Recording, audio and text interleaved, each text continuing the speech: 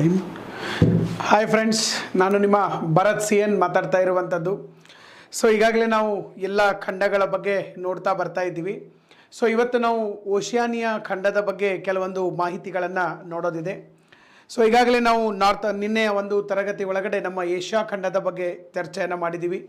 Asia ಖಂಡದಲ್ಲಿರ್ತಕ್ಕಂಥ ಭೌಗೋಳಿಕ ಲಕ್ಷಣಗಳು, ಆಮೇಲೆ ಏಷ್ಯಾ ಖಂಡದ ಕೆಲವು ದೇಶಗಳ ಜೊತೆಗೆ ಇರ್ತಕ್ಕಂಥ ಭಾರತದ ಸಂಬಂಧಗಳು ಮತ್ತು ಸ್ವಲ್ಪ ಕರೆಂಟ್ ಅಫೇರ್ಸ್ ರಿಲೇಟೆಡ್ಡು ಅವು ಎಲ್ಲವನ್ನ ನಾವಿಲ್ಲಿ ಚರ್ಚೆಯನ್ನು ಮಾಡ್ತಾ ಬಂದ್ವಿ. ಸೊ ಇವತ್ತಿನ ಒಂದು ತರಗತಿ ಒಳಗಡೆ ನಾವು ಓಷಿಯಾನಿಯಾ ಖಂಡವನ್ನು ಇಲ್ಲಿ ನಾವು ನೋಡ್ತಾ ಹೋಗುವಂಥದ್ದು. ಓಷಿಯಾನಿಯಾ ಖಂಡ, ಫಸ್ಟು ಈ ಒಂದು ಖಂಡದ ಬಗ್ಗೆ ಹೇಳೋಕ್ಕಿಂತ ಪೂರ್ವದೊಳಗಡೆ ನಾನು ಒಂದು ಪಾಯಿಂಟನ್ನು ಇಲ್ಲಿ ತಮ್ಮ ಗಮನಕ್ಕೆ ತರಕ್ಕೆ ಬಯಸಿರ್ತೀನಿ. ಭಾಳಷ್ಟು ಕಡೆ ನಮ್ಮಲ್ಲಿ ಏನಾಗಿದೆಪ್ಪ ಅಂತಂದರೆ, ಈ ಸ್ಕೂಲ್ ಬುಕ್ಸ್ ಒಳಗಡೆ, ನಮ್ಮ ಸ್ಕೂಲ್ ಡೇಸ್ ಒಳಗಡೆ ಜಗತ್ತಿನ ಅತ್ಯಂತ ಚಿಕ್ಕ ಖಂಡ ಯಾವುದು ಅಂತ ಕ್ವಶನ್ ಬಂದಿರ್ತದೆ. ಭಾಳಷ್ಟು ಸರಿ ಜಗತ್ತಿನ ಅತ್ಯಂತ ಚಿಕ್ಕ ಖಂಡ ಅಂದ ತಕ್ಷಣ ನಾವು ಏನು ಹಾಕಿರ್ತೀವಪ್ಪ ಅಂತಂದರೆ ಆಸ್ಟ್ರೇಲಿಯಾ ಅಂತ ಹಾಕಿರ್ತೀವಿ. ಬಟ್ ಆಸ್ಟ್ರೇಲಿಯಾ ಅತಿ ಚಿಕ್ಕ ಖಂಡ ಅಲ್ಲ. ಆಸ್ಟ್ರೇಲಿಯಾ ಅನ್ನೋದು ಒಂದು ದೇಶ, it is not a continent. Australia ಅನ್ನೋದು ಒಂದು ದೇಶ, ಕಾಂಟಿನೆಂಟ್ ಅಲ್ಲ, ಒಂದು ಖಂಡ ಅಲ್ಲ. ಭಾರತ ಯಾವ ಥರ ಅಥವಾ ರಷ್ಯಾ ಯಾವ ಥರ, ಚೈನಾ ಯಾವ ಥರ ಒಂದು ದೇಶ ಐತಲ್ಲ ಏಷ್ಯಾ ಖಂಡದಲ್ಲಿ, ಹಾಗೆ ಓಷಿಯಾನಿಯಾ ಖಂಡದಲ್ಲಿ ಈ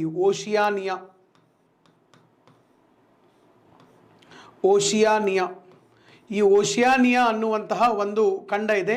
ಈ ಓಷಿಯಾನಿಯಾ ಖಂಡದ ಒಂದು ಪ್ರಮುಖ ದೇಶ ಯಾವುದಪ್ಪ ಅಂತಂದರೆ that is the Australia. Oceania ಖಂಡದೊಳಗಡೆ ಸುಮಾರು 14 ದೇಶಗಳು ಬರ್ತವೆ. ಆಸ್ಟ್ರೇಲಿಯಾ ಇರ್ಬೋದು, ನ್ಯೂಜಿಲ್ಯಾಂಡ್ ಇರ್ಬೋದು, ಪಪುವಾ ನ್ಯೂ ಗಿನಿಯಾ ಇರ್ಬೋದು, ಮೈಕ್ರೋನೇಷಿಯಾ ಇರ್ಬೋದು. ಓಕೆ, ಸೊ ಆಮೇಲೆ ಬಹಳಷ್ಟು ದೇಶಗಳು ಇಲ್ಲಿ ನಮಗೆ ಬರುವಂಥದ್ದು. ಟೊಂಗಾ ಇರ್ಬೋದು, ಇತ್ತೀಚೆಗೆ ಟೊಂಗಾದಲ್ಲಿ ಸುನಾಮಿ ಬಂದಿತ್ತು, ಸಾಕಷ್ಟು ಅದು ನ್ಯೂಸಲ್ಲಿತ್ತು. ಇಂಥವು ಟೋಟಲ್ ಆಗಿ 14 ದೇಶಗಳು, 14 ಕಂಟ್ರೀಸ್. ಈ 14 ದೇಶಗಳು ಸೇರಿಕೊಂಡು ನಮಗೇನಾಗಿರೋದು ಓಷಿಯಾನಿಯಾ ಅಂತಕ್ಕಂಥ ಖಂಡ. ಈ ಓಷಿಯಾನಿಯಾ ಖಂಡದಲ್ಲಿ ವಿಸ್ತೀರ್ಣದಲ್ಲಿರ್ಬೋದು, ಜನಸಂಖ್ಯೆಯಲ್ಲಿರ್ಬೋದು ಅತಿ ದೊಡ್ಡ ದೇಶ ಯಾವುದಂತಂದರೆ ದಟ್ ಇಸ್ ದಿ ಆಸ್ಟ್ರೇಲಿಯಾ.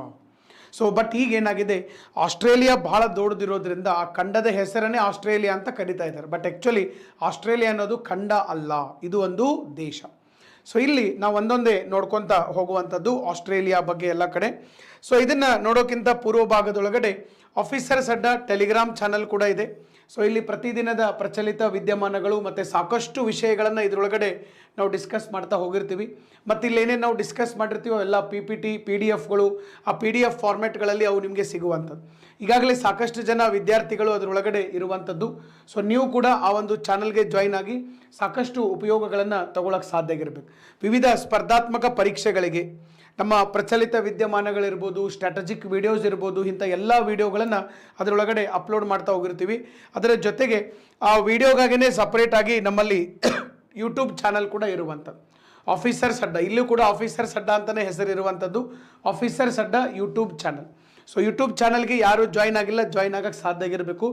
ಒಂದು ದಿವಸ ಬಿಟ್ಟು ಒಂದು ದಿವಸ ಇಲ್ಲಿ ನಮ್ಮ ಕರೆಂಟ್ ಅಫೇರ್ಸ್ ತರಗತಿಗಳಿರ್ತವೆ. ಮತ್ತು ಯಾವ ರೀತಿ ಓದಬೇಕು, ಯಾವ ರೀತಿ ನೋಟ್ಸನ್ನು ಮಾಡಬೇಕು, ಯಾವ ರೀತಿ ನಾವು ಕಾನ್ಸಂಟ್ರೇಷನ್ ಇರಬೇಕು, ಯಾವ ರೀತಿ ನೆನಪಿಟ್ಕೋಬೇಕು, ಇಂಥ ಸಾಕಷ್ಟು ಸ್ಟ್ರಾಟಜಿಕ್ ವಿಡಿಯೋಗಳನ್ನು ನಾವು ಮಾಡ್ತಾ ಹೋಗ್ತಾ ಇದ್ದೀವಿ. ಈಗಾಗಲೇ ಇಲ್ಲಿ 499 ವಿಡಿಯೋಗಳನ್ನು ಆಗಿದೆ. ಸೊ ನಾಳೆಯ ದಿನ 500ನೇ ವಿಡಿಯೋ ಕೂಡ ಬರ್ತಾ ಇರುವಂಥದ್ದು. ಸೊ ತಾವು ಕೂಡ ಅದರ ಒಂದು ಲಾಭವನ್ನು ತೆಗೆದುಕೊಳ್ಳೋಕ್ಕೆ ಸಾಧ್ಯ ಆಗಿರಬೇಕು.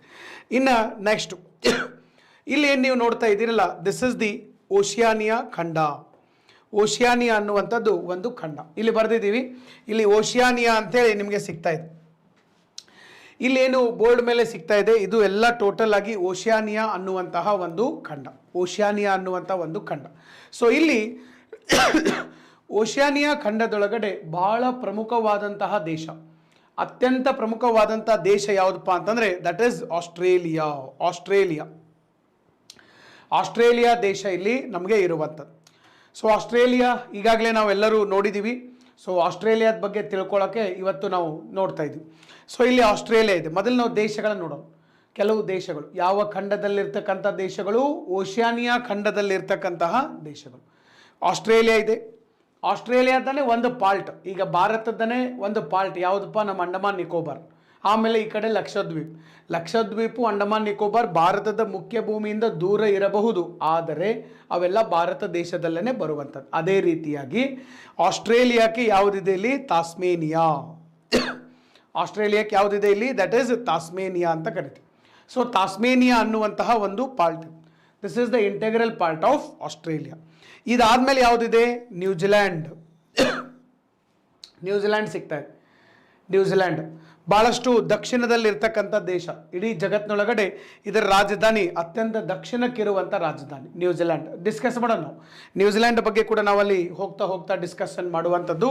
ಸೊ ಇದು ನ್ಯೂಜಿಲ್ಯಾಂಡ್ ಅಂತ ಕರಿತೀವಿ. ಇದಾದಮೇಲೆ ನೆಕ್ಸ್ಟ್ ಇಲ್ಲಿ ಮೇಲ್ಗಡೆ ನೀವು ನೋಡ್ತಾ ಇರ್ಬೋದು ಪಪುವಾ ನ್ಯೂ ಗಿನಿಯಾ ಅಂತ ಒಂದು ದೇಶ ಕಾಣ್ತಾ ಇದೆ. ಪಪುವಾ ನ್ಯೂ ಗಿನಿಯಾ ಆ್ಯಕ್ಚುಲಿ ಇದು ಒಂದು ದ್ವೀಪ, ಇದು ಒಂದು ದೊಡ್ಡ ದ್ವೀಪ ಇದೆ.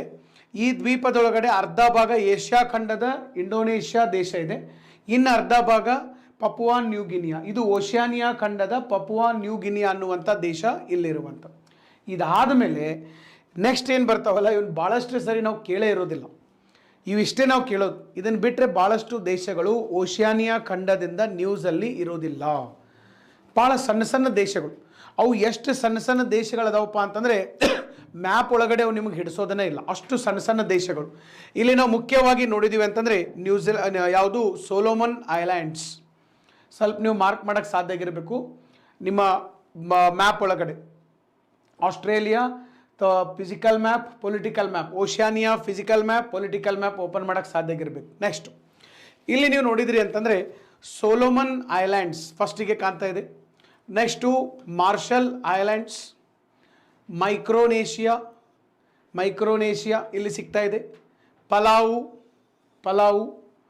ನೆಕ್ಸ್ಟ್ ಒನ್ ನೌರು ಅಂತಕ್ಕಂಥ ಒಂದು ದ್ವೀಪ. ನೆಕ್ಸ್ಟು ತುವಾಲು. ಭಾಳ ಸಣ್ಣ ಇದಾವೆ. ಎಷ್ಟು ಸಣ್ಣ ಇದಾವಪ್ಪ ಅಂತಂದರೆ ನಮಗೆ ಮ್ಯಾಪ್ನಾಗ ಸೇತ್ ಇವನ್ನ ತೋರ್ಸಕ್ಕೆ ಬರೋದಿಲ್ಲ. ಮ್ಯಾಪ್ನಾಗ ಸೇತ್ we are unable to show it in the map. ಯಾಕಂದರೆ ಹೆಸರಟ್ಟ ಕಾಣ್ತೈತೆ ನಮಗೆ ದ್ವೀಪಗಳು ಭಾರಿ ಸಣ್ಣ ಸಣ್ಣ ದ್ವೀಪಗಳದು. Okay, so Marshall islands.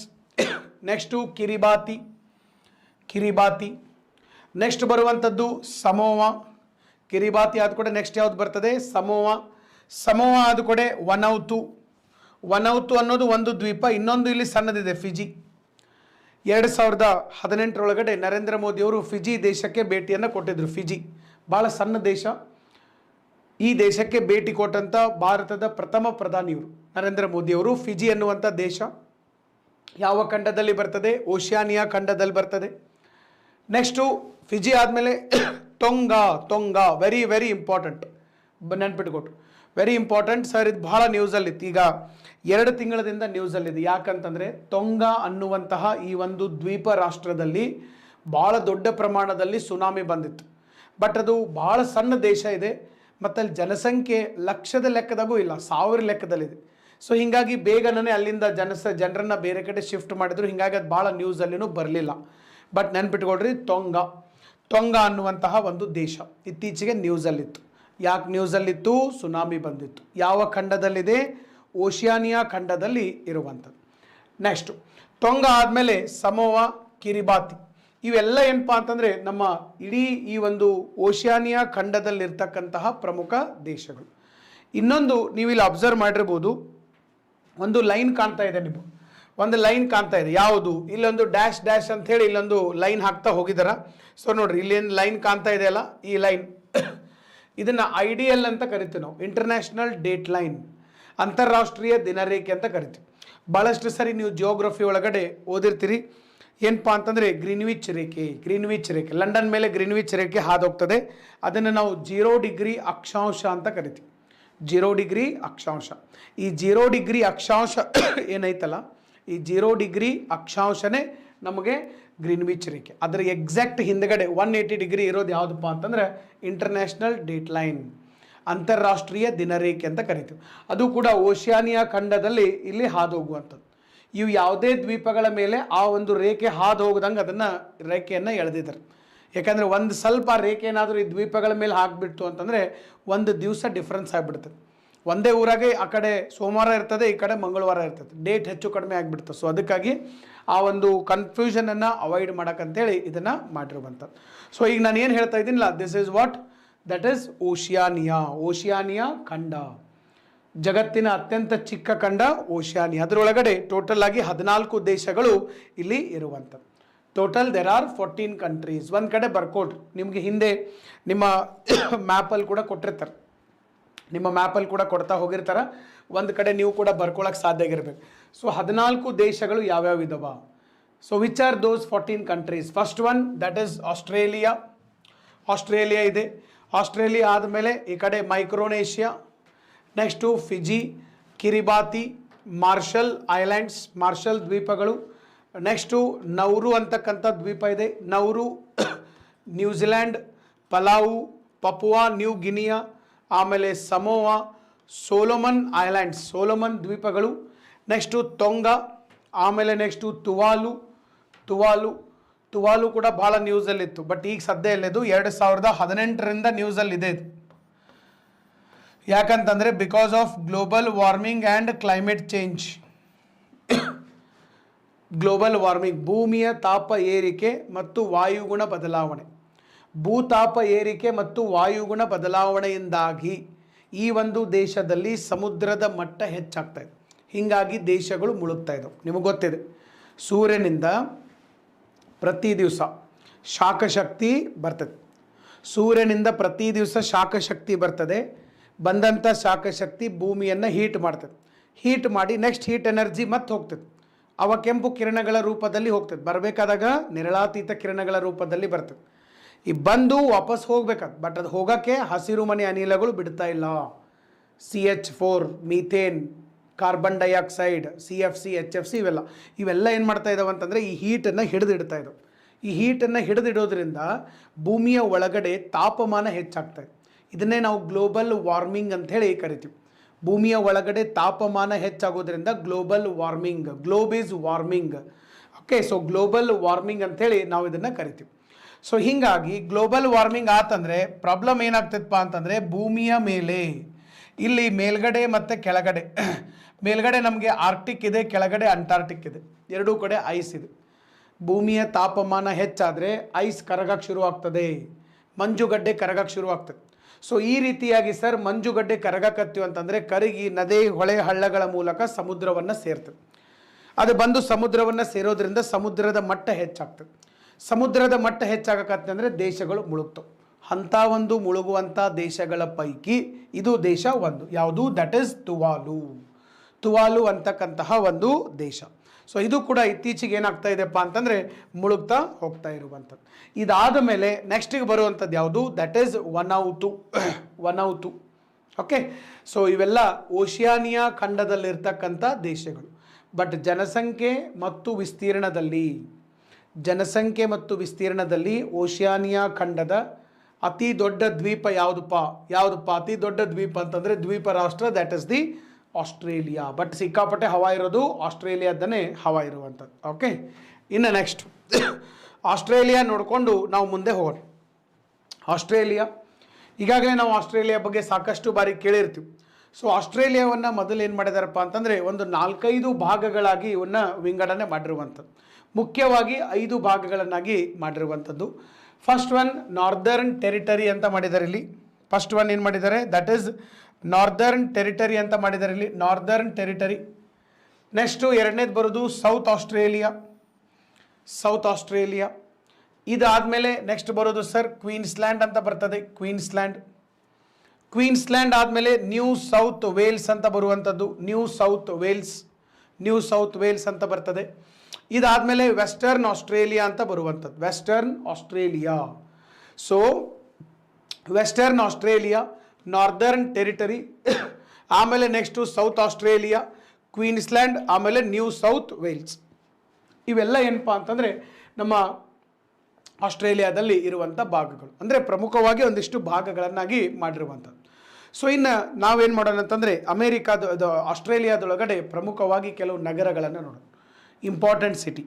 ಯಾಕಂದರೆ ಒಂದು ಸರಿ KS ಒಳಗಡೆ ಕೇಳಿದ್ದಾನೆ, KS 2008 ಒಳಗಡೆ ಒಂದು ಎಕ್ಸಾಮ್ ಒಳಗಡೆ ಇದನ್ನು ಕೇಳಿದಾನ. ಆಸ್ಟ್ರೇಲಿಯಾದ ಕೆಲವು ನಗರಗಳನ್ನು, ಅಮೇರಿಕಾದ ನಗರಗಳನ್ನು, ದಕ್ಷಿಣ ಅಮೇರಿಕಾದ ನಗರಗಳನ್ನು ಕೊಟ್ಟು ಯಾವ್ಯಾವ ನಗರಗಳು ಯಾವ ಖಂಡದಲ್ಲಿ ಬರ್ತಾವೋ ಹೊಂದಿಸಿ ಬರೆಯೋಕ್ಕೂ ಕೇಳಿದಾನೆ. ಹಂಗೆ ನಿಮಗೆ ದೇಶದ ವೈಸು ಕೇಳ್ಬೋದು, ಖಂಡದ ವೈಸು ಕೇಳ್ಬೋದು, ಬೇಕಾದಂಗೆ ನಿಮಗೆ ಕ್ವಶನ್ಗಳನ್ನು ಕೇಳ್ಬೋದು. ಸೊ ಇಲ್ಲಿ ನಾವು ನೋಡೋದಾತಂದರೆ ಮುಖ್ಯವಾಗಿ ಸರ್ ಇಲ್ಲಿ ನೋಡ್ರಿ ಯಾವ್ಯಾವ ನಗರಗಳು ಬರ್ತಾವ. ಆಲ್ಮೋಸ್ಟು ನಿಮಗೆ ಸಾಕಷ್ಟು ಇದರ ಬಗ್ಗೆ ಈಗಾಗಲೇ ಮಾಹಿತಿ ಇದೆ.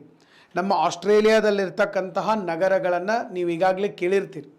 ಎಲ್ಲಿ ಕೇಳಿರ್ತೀರಿ? ಆಲ್ಮೋಸ್ಟ್ ಎಲ್ಲರೂ ಕ್ರಿಕೆಟನ್ನು ನೋಡ್ತಾ ಇರ್ತೀರಿ, ಭಾಳಷ್ಟು ಜನ ಕ್ರಿಕೆಟ್ ಫ್ಯಾನ್ ಇರುವಂಥದ್ದು. ಸೊ ಹೀಗಾಗಿ ಆಸ್ಟ್ರೇಲಿಯಾದ ಎಲ್ಲ ಪ್ರಮುಖ ನಗರಗಳಲ್ಲಿ ಕ್ರಿಕೆಟ್ ನಡೀತಾ ಇರ್ತದೆ, ಕ್ರಿಕೆಟ್ ಮೈದಾನಗಳಿದಾವ.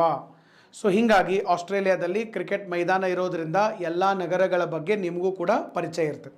ಸೊ ಅದರ ಒಳಗಡೆ ಒಂದಿಲ್ಲ ನಾವು ಇಲ್ಲಿ ನೋಡ್ತಾ ಬರೋಣ, ಒಂದೊಂದೇ ನಿಮ್ಮ ಮ್ಯಾಪ್ ಒಳಗಡೆ ನೋಡಿರಬೇಕು. ನಿಮ್ಮ ಪೊಲಿಟಿಕಲ್ ಅಥವಾ ಫಿಸಿಕಲ್ ಮ್ಯಾಪ್ ಒಳಗಡೆ ಹೋಗಬೇಕು. ಓರಿಯೆಂಟ್ ಬ್ಲ್ಯಾಕ್ಸನ್ ಅಥವಾ ಅಟ್ಲಾಸ್ ಓರಿಯೆಂಟ್ ಬ್ಲ್ಯಾಕ್ಸನ್ ಅಟ್ಲಾಸ್ ಇರಬೇಕು, ಅಥವಾ ನಿಮ್ಮ ಆಕ್ಸ್ಫರ್ಡ್ ಅಟ್ಲಾಸ್. ಸೊ ಎರಡರಾಗ ಒಂದು ನಿಮ್ಮ ಕಡೆ ಇರ್ತದಂತ ನಾನು ಭಾವಿಸಿದ್ದೀನಿ.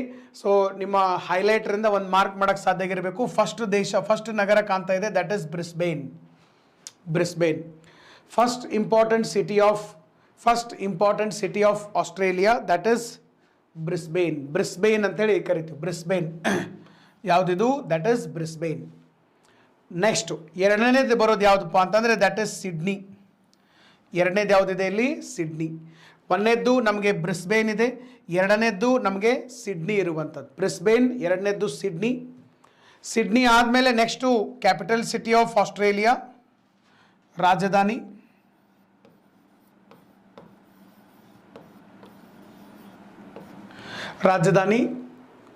ಆಸ್ಟ್ರೇಲಿಯಾದ ರಾಜಧಾನಿ ಕ್ಯಾನ್ಬೆರಾ. ಸಿಗ್ತಾ ಇದೆ ಅಂತ ಹೇಳಿ ನಾನು ಭಾವಿಸಿದ್ದೀನಿ, ಮೊದಲು ಬ್ರಿಸ್ಬೇನ್ ಆದಮೇಲೆ ಸಿಡ್ನಿ ಆದಮೇಲೆ ಕ್ಯಾನ್ಬೆರಾ. ಆದಮೇಲೆ ವೆರಿ ಇಂಪಾರ್ಟೆಂಟ್ ಸಿಟಿ ಮೆಲ್ಬೋರ್ನ್. ನೋಡ್ರಿ, ಎಲ್ಲ ನಗರಗಳಲ್ಲಿಯೂ ಕೂಡ ಕ್ರಿಕೆಟ್ ಮೈದಾನಗಳಿದ್ದಾವೆ. ಅದರಲ್ಲೂ ಮೆಲ್ಬೋರ್ನಲ್ಲಿ ಅಂತೂ ಭಾರಿ special. Melbourne cricket stadium it is the world's second largest cricket stadium. ಇಡೀ ಜಗತ್ತಿನೊಳಗಡೆ ಮೊದಲು ಫಸ್ಟ್ ಇದಾಯಿತು, ಆಮೇಲೆ ನಮ್ಮ ಮೊಟೆರಾ ಸ್ಟೇಡಿಯಂ ಬಂದ ಮೇಲೆ ಇದು ಸೆಕೆಂಡ್ ಹೋಯಿತು. ಇಡೀ ಜಗತ್ತಿನೊಳಗಡೆ ಅತಿ ದೊಡ್ಡ ಕ್ರಿಕೆಟ್ ಮೈದಾನ ಯಾವುದಪ್ಪ ಅಂತಂದರೆ ಇವತ್ತು ನಮ್ಮಲ್ಲಿ ಮೊಟೆರಾ ಕ್ರಿಕೆಟ್ ಮೈದಾನ. ಅದನ್ನು Narendra Modi international cricket stadium ಅಂತ ಕರಿತೀವಿ. ಫಸ್ಟು ಇಂಡಿಯಾದಲ್ಲಿದೆ, ಎರಡನೇದ್ದು ಮೆಲ್ಬೋರ್ನ್ ಕ್ರಿಕೆಟ್ ಸ್ಟೇಡಿಯಂ ಆಸ್ಟ್ರೇಲಿಯಾ. ಮೂರನೇದು ಯಾವುದು ಬರ್ತೈತೆ ಅಂದರೆ ನಮಗೆ ಬರೋದು ಪಶ್ಚಿಮ ಬಂಗಾಳದಲ್ಲಿ ಕೋಲ್ಕತ್ತಾದಲ್ಲಿರುವಂಥದ್ದು ಈಡನ್ ಗಾರ್ಡನ್ಸ್. ಓಕೆ, ಸೊ ಇದನ್ನು ನೆನ್ಪಿಟ್ಕೊಂಡಿರ್ಬೇಕು. Melbourne cricket stadium of Australia, Melbourne. Next Adelaide, ನಾಲ್ಕನೇ ಸಿಟಿ. ಬ್ರಿಸ್ಬೇನ್, ಸಿಡ್ನಿ, ಕ್ಯಾನ್ಬೆರಾ, ಆಮೇಲೆ ಮೆಲ್ಬೋರ್ನ್. ನೆಕ್ಸ್ಟ್ ಬರೋದು ಅಡಿಲೇಡ್ ಅಂತ ಬರ್ತದೆ. ಅಡಿಲೇಡ್ ಆದಮೇಲೆ last important city that is the ಪರ್ತ್. Last important city ನಮಗೆ ಇಲ್ಲಿ ಯಾವ್ದು ಬರುವಂಥದ್ದು? ಪರ್ತ್. ಓಕೆ, ಅಡಿಲೇಡ್ ಆದಮೇಲೆ ನೆಕ್ಸ್ಟ್ ಯಾವ್ದು ಬರುವಂಥದ್ದು ಇಲ್ಲಿ? That is the ಪರ್ತ್. Okay, so ಇದಿಷ್ಟು ನೀವು ನೆನ್ಪಿಟ್ಕೊಂಡಿರ್ಬೇಕು. These are the important cities of Australia, very important cities of Australia. ಇನ್ನು ನೆಕ್ಸ್ಟ್ ನಾವು ಮತ್ತೊಂದು ಸ್ಪೆಷಲನ್ನು ನೋಡ್ಕೊತ ಹೋಗೋಣ ಆಸ್ಟ್ರೇಲಿಯಾದ ಕುರಿತಾಗಿ. ಇಲ್ಲಿ ನಾವು ನೋಡಿದ್ದೀವಿ ಅಂತಂದರೆ ಕೆಲವೊಂದಿಷ್ಟು ಮರುಭೂಮಿಗಳು ನಮಗೆ ಕಾಣಸಿಗ್ತವೆ. ಮರುಭೂಮಿಗಳು, ಇಂಪಾರ್ಟೆಂಟ್ ಡೆಸರ್ಟ್ಸ್ ಆಫ್ ಆಸ್ಟ್ರೇಲಿಯಾ. ಪ್ರಮುಖ ಮರುಭೂಮಿಗಳು ಇಲ್ಲಿ ನಮಗೆ ಬರುವಂಥದ್ದು ಆಸ್ಟ್ರೇಲಿಯಾದೊಳಗಡೆ. ಸರ್, ಫಸ್ಟು ಪ್ರಮುಖವಾಗಿ ಬರುವಂಥ ಮರುಭೂಮಿ ಯಾವುದಪ್ಪ ಅಂತಂದರೆ ಗ್ರೇಟ್ ವಿಕ್ಟೋರಿಯಾ ಮರುಭೂಮಿ. ಇದು ಇಡೀ ಆಸ್ಟ್ರೇಲಿಯಾದ ಅತಿ ದೊಡ್ಡ ಮರುಭೂಮಿ. ಇಡೀ ಆಸ್ಟ್ರೇಲಿಯಾ ದೇಶದ ಅತಿ ದೊಡ್ಡ ಮರುಭೂಮಿ, ಲಾರ್ಜೆಸ್ಟ್ ಡೆಸರ್ಟ್ ಆಫ್ ಆಸ್ಟ್ರೇಲಿಯಾ. ಇದಾದ ಮೇಲೆ ನೆಕ್ಸ್ಟ್ ಬರುವಂಥದ್ದು ಗ್ರೇಟ್ ಸ್ಯಾಂಡಿ ಮರುಭೂಮಿ. ಸ್ಯಾಂಡಿ ಮರುಭೂಮಿ ಅಂತ ಕರಿತೀವಿ, ಗ್ರೇಟ್ ಸ್ಯಾಂಡಿ ಮರುಭೂಮಿ. ನೆಕ್ಸ್ಟ್ ಬರುವಂಥದ್ದು ಸರ್ ತನಾಮಿ ಮರುಭೂಮಿ. ತನಾಮಿ ಡೆಸರ್ಟ್ ಅಂತ ಕರಿತೀವಿ. ತನಾಮಿ ಮರುಭೂಮಿ ಸಿಗ್ತಾ ಇರ್ಬೋದು ನಿಮಗೆ. ಫಿಸಿಕಲ್ ಮ್ಯಾಪಲ್ಲಿ ನೋಡೋಕ್ಕೆ ಸಾಧ್ಯ ಆಗಿರಬೇಕು. ಫಸ್ಟ್ ಸಿಗೋದು ಯಾವುದಪ್ಪ? ಗ್ರೇಟ್ ವಿಕ್ಟೋರಿಯಾ ಮರುಭೂಮಿ. ಇಲ್ಲಿ ಬರೀತೀನಿ ನಾನು, ವಿಕ್ಟೋರಿಯಾ ಮರುಭೂಮಿ.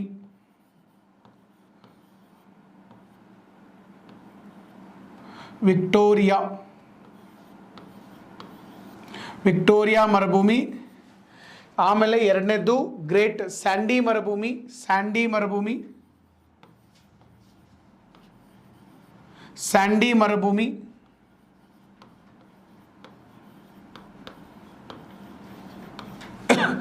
ಸ್ಯಾಂಡಿ ಮರುಭೂಮಿ.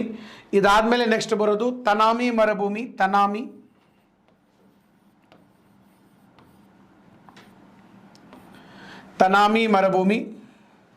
ತನಾಮಿ ಮರುಭೂಮಿ. ನೆಕ್ಸ್ಟು ಇಲ್ಲೊಂದಿದೆ, ಇನ್ನೊಂದು ಮರುಭೂಮಿ ಇದೆ ನಿಮಗೆ ಸಿಗ್ತಾ ಇದೆ, ಗಿಬ್ಸನ್ ಮರುಭೂಮಿ. ಗಿಬ್ಸನ್ ಇಲ್ಲಿ ಬರಿತೀನಿ ನೋಡ್ರಿ, ಕನ್ನಡದಲ್ಲಿನೂ ಬರೆದಿರ್ತೀನಿ, ಬರ್ಕೊಳಕ್ಕೆ ಸಾಧ್ಯ ಆಗಿರಬೇಕು. ಗಿಬ್ಸನ್ ಮರುಭೂಮಿ. ಗ್ರೇಟ್ ವಿಕ್ಟೋರಿಯಾ ಮರುಭೂಮಿ, ಗ್ರೇಟ್ ಸ್ಯಾಂಡಿ ಮರುಭೂಮಿ, ಗಿಬ್ಸನ್ ಮರುಭೂಮಿ, ತನಾಮಿ ಮರುಭೂಮಿ. ನೆಕ್ಸ್ಟ್ ಬರುವಂಥದ್ದು ಸಿಂಪ್ಸನ್ ಮರುಭೂಮಿ. ಈ ಮರುಭೂಮಿ ಒಳಗಡೆ ಮತ್ತೆ ಸಬ್ ಪಾರ್ಟ್ಸ್ಗಳನ್ನು ಮಾಡಿದ್ದಾರೆ, ಅವೇ ನಮಗೆ ಬೇಕಾಗಿಲ್ಲ. ಓಕೆ, ಸ್ಟ್ರಿಸೆಲ್ಕಿ, ಆಮೇಲೆ ಪೆಡ್ರಿಕಾ ಡೆಸರ್ಟ್, ಟಿರಾರಿ ಡೆಸರ್ಟ್, ಇವೆಲ್ಲ ಏನಂತಂದರೆ ಇದರೊಳಗಡೆ ಸಬ್ ಪಾರ್ಟ್ಗಳು ಸಣ್ಣ. ಬಟ್ ಜಾಗತಿಕವಾಗಿ ಇಂಪಾರ್ಟೆನ್ಸ್, ಇಂಟರ್ನ್ಯಾಷನಲ್ ಸಿಗ್ನಿಫಿಕೆನ್ಸ್ ಪಡೆದಿರ್ತಕ್ಕಂತಹ ಕೆಲವೊಂದಷ್ಟು ಡೆಸರ್ಟ್ಗಳು ಯಾವಪ್ಪ ಅಂತಂದರೆ ವಿಕ್ಟೋರಿಯಾ, ಗಿಬ್ಸನ್, ಸ್ಯಾಂಡಿ, ತನಾಮಿ, ಸಿಂಪ್ಸನ್. ಬರ್ಕೊಳ್ಳೋಕೆ ಸಾಧ್ಯ ಆಗಿರಬೇಕು. ಸೊ ಟೋಟಲಿ ನಮಗೆ ಆಸ್ಟ್ರೇಲಿಯಾ ದೇಶದಲ್ಲಿರ್ತಕ್ಕಂತಹ ಪ್ರಮುಖವಾದಂಥ 5 ಮರುಭೂಮಿಗಳು. ನೋಡ್ರಿ, ನಾವು ಇಲ್ಲಿವರೆಗೆ ಎಷ್ಟು ಮರುಭೂಮಿಗಳನ್ನು ನೋಡಿದೀವಂತೆ, ಎಷ್ಟು ಮರುಭೂಮಿಗಳನ್ನು ನೋಡಿದ್ವಿ. ಉತ್ತರ ಅಮೇರಿಕಾದಲ್ಲಿದ್ದಾಗೂ ಮರುಭೂಮಿ ನೋಡಿದ್ವಿ ನಾವು, ಸಾಕಷ್ಟು ಮರುಭೂಮಿಗಳು. ಯಾಕಂದರೆ ಇವಿಷ್ಟಾದರೆ ಇಲ್ಲಿ ಮುಗ್ದಂಗೆ ಆಯ್ತು ಆಲ್ಮೋಸ್ಟ್ ಮರುಭೂಮಿಗಳು. ಅದರೊಳಗಡೆ ಮೊದಲು ಉತ್ತರ ಅಮೇರಿಕಾದೊಳಗಡೆ ನಾವು ಗ್ರೇಟ್ ಯಾವುದನ್ನು ನೋಡಿದ್ವಿ, ಮೊಜಾವೆ ಮರುಭೂಮಿ, ಸೋನೋರಾಮ್ ಮರುಭೂಮಿ, ಶಿಜುವಾನ್ ಮರುಭೂಮಿ ನೋಡಿದ್ವಿ. ದಕ್ಷಿಣ ಅಮೇರಿಕಾದಲ್ಲಿ ಅಟಕಾಮಾ ಮರುಭೂಮಿ, ಜಗತ್ತಿನ ಅತ್ಯಂತ ಒಣ ಮರುಭೂಮಿ ಅಟಕಾಮಾ ಮರುಭೂಮಿ. ಅದಾದಮೇಲೆ ಪಟಗೋನಿಯಾ ಮರುಭೂಮಿಯನ್ನು ನೋಡಿದ್ವಿ. ನೆಕ್ಸ್ಟು ನಮ್ಮ ಆಫ್ರಿಕಾ ಖಂಡದೊಳಗಡೆ ಕಲಹರಿ ಮರುಭೂಮಿ, ನಮೀಬ್ ಮರುಭೂಮಿ, ಸಹರಾ ಮರುಭೂಮಿ, ನೋಬಿಯನ್ ಮರುಭೂಮಿ, ಇವೆಲ್ಲ ಮರುಭೂಮಿಗಳನ್ನು ನೋಡಿದ್ವಿ. ಮೊನ್ನೆ ನಮ್ಮ ಏಷ್ಯಾ ಖಂಡದೊಳಗಡೆ ಯಾವ್ಯಾವ ಮರುಭೂಮಿಗಳನ್ನು ನೋಡಿದ್ವಿ ನಾವು, ಸಹರಾ ಮರುಭೂಮಿ, ನಮ್ಮ ಥಾರ್ ಮರುಭೂಮಿ, ಗೋಬಿ ಮರುಭೂಮಿ, ತಕ್ಲಾಮಕನ್ ಮರುಭೂಮಿ. ನೆಕ್ಸ್ಟು ಇರಾನ್ ದೇಶದೊಳಗಡೆ ದಸ್ತಿ ಕವೀರ್ ಮತ್ತು ದಸ್ತಿ ಲುಟ್. ಸೊ ಇಷ್ಟೆಲ್ಲ ಮರುಭೂಮಿಗಳನ್ನು ನಾವು ಈಗಾಗಲೇ ನೋಡ್ಕೊಂಡು ಬಂದಿದ್ದೀವಿ. ಇವತ್ತು ನಾವು ಆಸ್ಟ್ರೇಲಿಯಾದೊಳಗಡೆ 5 ಮರುಭೂಮಿಗಳನ್ನು ನೋಡ್ತಾ ಇದ್ದೀವಿ. ಎಲ್ಲ ಉಷ್ಣ ಮರುಭೂಮಿಗಳು. ಇವು 5 ಆದರೆ ಮುಗಿದಂಗಾಯ್ತು ಜಗತ್ತಿನ ಮರುಭೂಮಿಗಳು. ಇದಾದಮೇಲೆ ಇನ್ನು ನಾವು ಅಂಟಾರ್ಟಿಕಾಕ್ಕೆ ಹೋಗ್ತೀವಿ. ಅಂಟಾರ್ಟಿಕಾ ಅಂತೂ ಶೀತ ಮರುಭೂಮಿ, ಅಲ್ಲಿ ಉಷ್ಣ ಮರುಭೂಮಿ ಬರೋದನ್ನೇ ಇಲ್ಲ. ಉಷ್ಣ ಮರುಭೂಮಿಗಳು ಇವು 5 ಆದವು ಅಂತಂದರೆ ಆಲ್ಮೋಸ್ಟ್ ಎಂಡ್ ಆದಂಗೆ. ಓಕೆ, ಸೊ ಇಲ್ಲಿ ವಿಕ್ಟೋರಿಯಾ ಮರುಭೂಮಿ, ಸ್ಯಾಂಡಿ ಮರುಭೂಮಿ, ತನಾಮಿ ಮರುಭೂಮಿ, ಗಿಬ್ಸನ್ ಮರುಭೂಮಿ, ಸಿಂಪ್ಸನ್ ಮರುಭೂಮಿ. ಸೊ ಇಷ್ಟು ಮರುಭೂಮಿಗಳು ಇಲ್ಲಿ ನಮಗೆ ಇರುವಂಥದ್ದು. Very very important desert of Australia. Okay, ಇನ್ನು ನೆಕ್ಸ್ಟು ಆಸ್ಟ್ರೇಲಿಯಾದಲ್ಲಿ ನಾವು ನೋಡಬೇಕಂದ್ರೆ ಪ್ರಮುಖ ಪರ್ವತ ಶ್ರೇಣಿಗಳು.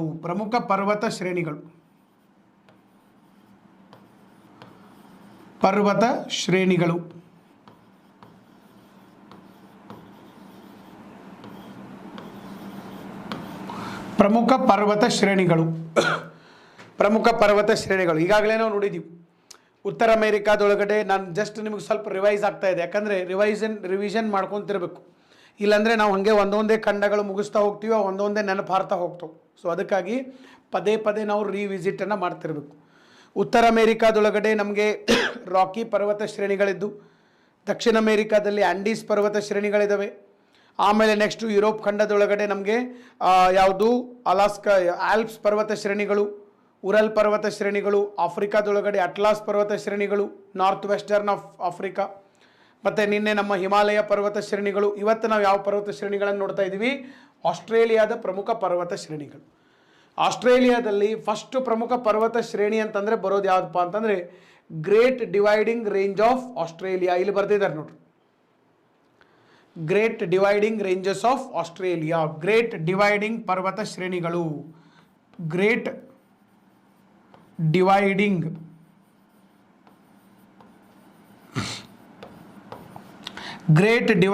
ಪರ್ವತ ಶ್ರೇಣಿಗಳು. ಯಾಕೆ ಈ ಥರ ಕರೀತಾರ ನೋಡ್ರಿ, ಗ್ರೇಟ್ ಡಿವೈಡಿಂಗ್ ಅಂತ ಯಾಕೆ ಕರೀತಾರೆ ಅಂತಂದರೆ ಎಲ್ಲೇ ಇದ್ದರೂ ಕೂಡ ಇವು ಬೆಟ್ಟಗಳು, ಪರ್ವತಗಳು. ಈಗ ಪರ್ವತಗಳು ಈ ಥರ ಪರ್ವತ ಇರ್ತವೆ. ಪರ್ವತ ಎತ್ತರಿರೋದ್ರಿಂದ ಮಾರುತಗಳು ಬೆಟ್ಟವನ್ನು ಏರ್ತವ, ತಂಪಾಗ್ತವ, ಮಳೆ ಆಗ್ತದೆ. ಬೆಟ್ಟದ ಮೇಲೆ ಮಳೆ ಆಯಿತು ಅಂತಂದರೆ ಅರ್ಧ ನೀರು ಈ ಕಡೆ ಹೋಗ್ತದೆ, ಅರ್ಧ ನೀರು ಈ ಕಡೆ ಹೋಗ್ತದೆ. ಸೇಮ್ ನಮ್ಮ ಪಶ್ಚಿಮ ಘಟ್ಟದಲ್ಲಿ ಹೆಂಗೆ ಆಗ್ತದಲ್ಲ, ಸೇಮ್ ಅದೇ ಸೇಮ್. ಪಶ್ಚಿಮ ಘಟ್ಟದಲ್ಲಿ ಪರ್ವತಗಳಿದಾವೆ, ಮಳೆ ಆದ ಕೂಡ ಅರ್ಧ ನದಿಗಳು ಈ ಕಡೆ ಪಶ್ಚಿಮಾಭಿಮುಖವಾಗಿ ಹೋಗ್ತವೆ, ಇನ್ನೊಂದಿಷ್ಟು ನದಿಗಳು ಪೂರ್ವಾಭಿಮುಖವಾಗಿ ಹೋಗ್ತವೆ. So west flowing river and east flowing river ಅಂದರೆ ನಮ್ಮ ಪಶ್ಚಿಮ ಘಟ್ಟಗಳು ಕೂಡ ಒಂಥರ ಡಿವೈಡಿಂಗ್ ರೇಂಜಸ್ ಅನ್ನು ಏನು ಡಿವೈಡ್ ಮಾಡ್ತಾವ, ನದಿ ವ್ಯವಸ್ಥೆ. They will going to divide the South Indian river system. ದಕ್ಷಿಣ ಭಾರತದ ನದಿ ವ್ಯವಸ್ಥೆಯನ್ನು ನಾವು ಡಿವೈಡ್ ಮಾಡುವಂಥವು. ಓಕೆ, ಸೊ ಹೀಗಾಗಿ ನಾವು ಅವುಗಳನ್ನು ಕೂಡ ಡಿವೈಡಿಂಗ್ ಪರ್ವತ ಶ್ರೇಣಿಗಳು ಅಂತ ಕರಿಬೋದು. ಬಟ್ ನಾವು ಅದನ್ನು ಏನಂತ ಮಾಡ್ತೀವಿ, ಡಿವೈಡಿಂಗ್ ಅಂತ ಕರೆಯೋದಿಲ್ಲ. ಅದ್ರ ಬದಲಿ ನಾವೇನು ಮಾಡ್ತೀವಪ್ಪ ಅಂತಂದರೆ, ಸೊ ನಾವು ಪಶ್ಚಿಮ ಘಟ್ಟಗಳು, ವೆಸ್ಟರ್ನ್ ಘಾಟ್ಸ್ ಅಂತೇಳಿ ನಾವು ಕರೆಯುವಂಥದ್ದು. ಈಗ ಇಲ್ಲಿ ಗ್ರೇಟ್ ಡಿವೈಡಿಂಗ್ ಪರ್ವತ ಶ್ರೇಣಿಗಳು ಫಸ್ಟ್ ಇಲ್ಲಿದೆ ನೋಡಿ. ಯಾವ ಭಾಗದಲ್ಲಿದವ? ಆಸ್ಟ್ರೇಲಿಯಾದ ಪೂರ್ವ ಕರಾವಳಿಯಲ್ಲಿ ಬರ್ತವೆ.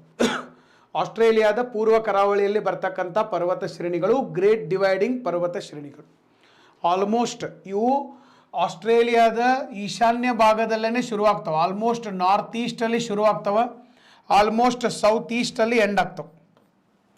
ಆಸ್ಟ್ರೇಲಿಯಾ ದೇಶದ ಈಶಾನ್ಯ ಭಾಗದಿಂದ ಹಿಡಿದು ಆಗ್ನೇಯ ಭಾಗದವರೆಗೆ ಪೂರ್ವ ಕರಾವಳಿಯಲ್ಲಿ ಹಬ್ಬಿಕೊಂಡಿರ್ತಕ್ಕಂತಹ ಪರ್ವತ ಶ್ರೇಣಿಗಳು. ಇದನ್ನು ಒಂದ್ಸರಿ KS ಒಳಗಡೆ ಕೇಳಿದಾನೆ. ಏನು ಕೇಳಿದಾರೆ ಅಂತಂದರೆ, ಗ್ರೇಟ್ ಡಿವೈಡಿಂಗ್ ಪರ್ವತ ಶ್ರೇಣಿಗಳ ಬಗ್ಗೆ ಕೆಳಗಿನ ಯಾವ ಹೇಳಿಕೆಗಳು ಸರಿಯಾಗಿದೆ? Which among the following are the correct statement regarding great dividing range? So ಅಲ್ಲಿ ಫಸ್ಟ್ ಹೇಳಿಕೆ ಇದನ್ನು ಕೊಟ್ಟಿದ್ದಾನೆ. ಗ್ರೇಟ್ ಡಿವೈಡಿಂಗ್ ಪರ್ವತ ಶ್ರೇಣಿಗಳು ಈಶಾನ್ಯ, ಆಸ್ಟ್ರೇಲಿಯಾದ ಈಶಾನ್ಯ ಭಾಗದಿಂದ ಆಸ್ಟ್ರೇಲಿಯಾದ ಆಗ್ನೇಯ ಭಾಗದವರೆಗೆ ಆಸ್ಟ್ರೇಲಿಯಾದ ಪೂರ್ವ ಕರಾವಳಿಯಲ್ಲಿ ಹಬ್ಕೊಂಡಿರ್ತಕ್ಕಂಥ ಪರ್ವತ ಶ್ರೇಣಿಗಳು. ಅಂದರೆ ಎಷ್ಟೋ ಸಾರಿ ಅವು ಎಲ್ಲಿಂದ ಎಲ್ಲಿವರೆಗೆ ಹಬ್ಕೊಂಡಿದ್ದಾವ, ಆ ದೇಶದಲ್ಲಿ ಅಥವಾ ಖಂಡದಲ್ಲಿ ಯಾವ ಭಾಗದಲ್ಲಿ ಅವು ಕಂಡು ಬರ್ತಾವ, ಇದನ್ನೆಲ್ಲ ನಾವು ಒಂದು ಕಡೆ ಏನಪ್ಪ ಅಂತಂದರೆ ತಿಳ್ಕೊಂಡಿರೋಕ್ಕೆ ಸಾಧ್ಯ ಆಗಿರ್ಬೇಕು. ಗ್ರೇಟ್ ಡಿವೈಡಿಂಗ್ ಪರ್ವತ ಶ್ರೇಣಿಗಳು ಯಾಕೆ ಡಿವೈಡಿಂಗ್ ಅಂತ ಕರಿತೀವಿ? ಗ್ರೇಟ್ ಡಿವೈಡಿಂಗ್ ಅಂತಂದರೆ they will going to divide the Australian river system. Okay, next ಇನ್ನು ಇದು ಒಂದನೇ ಪರ್ವತ ಶ್ರೇಣಿ. ಎರಡನೇ ಪರ್ವತ ಶ್ರೇಣಿ ಯಾವುದಪ್ಪ ಅಂತಂದರೆ ಇಲ್ಲಿದು ಡಾರ್ಲಿಂಗ್ ರೇಂಜಸ್ ಅಂತ ಬರ್ತವೆ. ಡಾರ್ಲಿಂಗ್ ರೇಂಜಸ್, ಡಾರ್ಲಿಂಗ್ ಪರ್ವತ ಶ್ರೇಣಿಗಳು, ಡಾರ್ಲಿಂಗ್ ಪರ್ವತ ಶ್ರೇಣಿಗಳು. ಓಕೆ,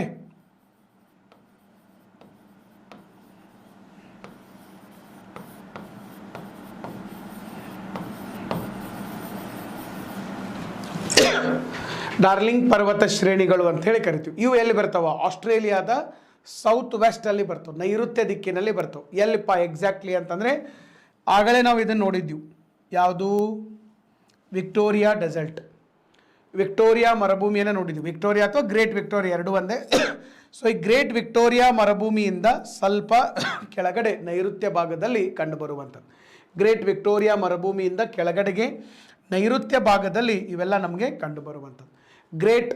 ಗ್ರೇಟ್ ವಿಕ್ಟೋರಿಯಾ ಡೆಸರ್ಟ್ದಿಂದ ನಾರ್ತ್ ವೆಸ್ಟರ್ನ್ ಸೌತ್ ವೆಸ್ಟರ್ನ್ ಸೈಡಲ್ಲಿ ಇರುವಂಥ ಡಾರ್ಲಿಂಗ್ ಮೌಂಟೇನ್ ರೇಂಜಸ್. ಓಕೆ, ಇದಾದಮೇಲೆ ನೆಕ್ಸ್ಟು ಇನ್ನೊಂದು ಪ್ರಮುಖ ಪರ್ವತ ಶ್ರೇಣಿಗಳು ಬರ್ತಾವ. ದಟ್ ಈಸ್ ಮ್ಯಾಕ್ಡೊನಲ್ ಪರ್ವತ ಶ್ರೇಣಿಗಳು. ಮ್ಯಾಕ್ಡೊನಲ್ ಪರ್ವತ ಶ್ರೇಣಿಗಳು ಅಂಥೇಳಿ ನಾವು ಇಲ್ಲಿ ಕರೆಯುವಂಥದ್ದು. ಯಾವ ಪರ್ವತ ಶ್ರೇಣಿಗಳು?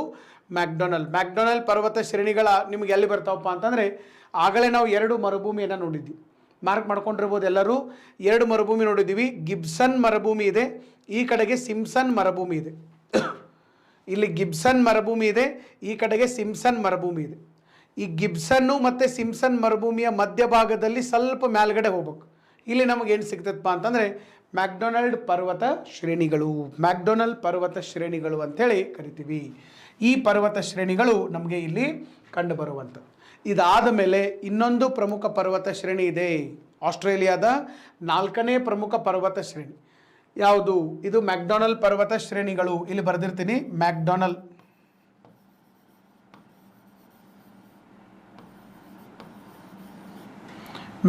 ಪರ್ವತ ಶ್ರೇಣಿ. ಇದಾದಮೇಲೆ ಡಾರ್ವಿನ್ ಪರ್ವತ ಶ್ರೇಣಿಗಳು. Last one. ಇದು ಎಷ್ಟನೇದಿದು? 4ನೇದು. First Great Dividing, second Darling mountain ranges, third MacDonnell, fourth one ಯಾವುದಿದೆ?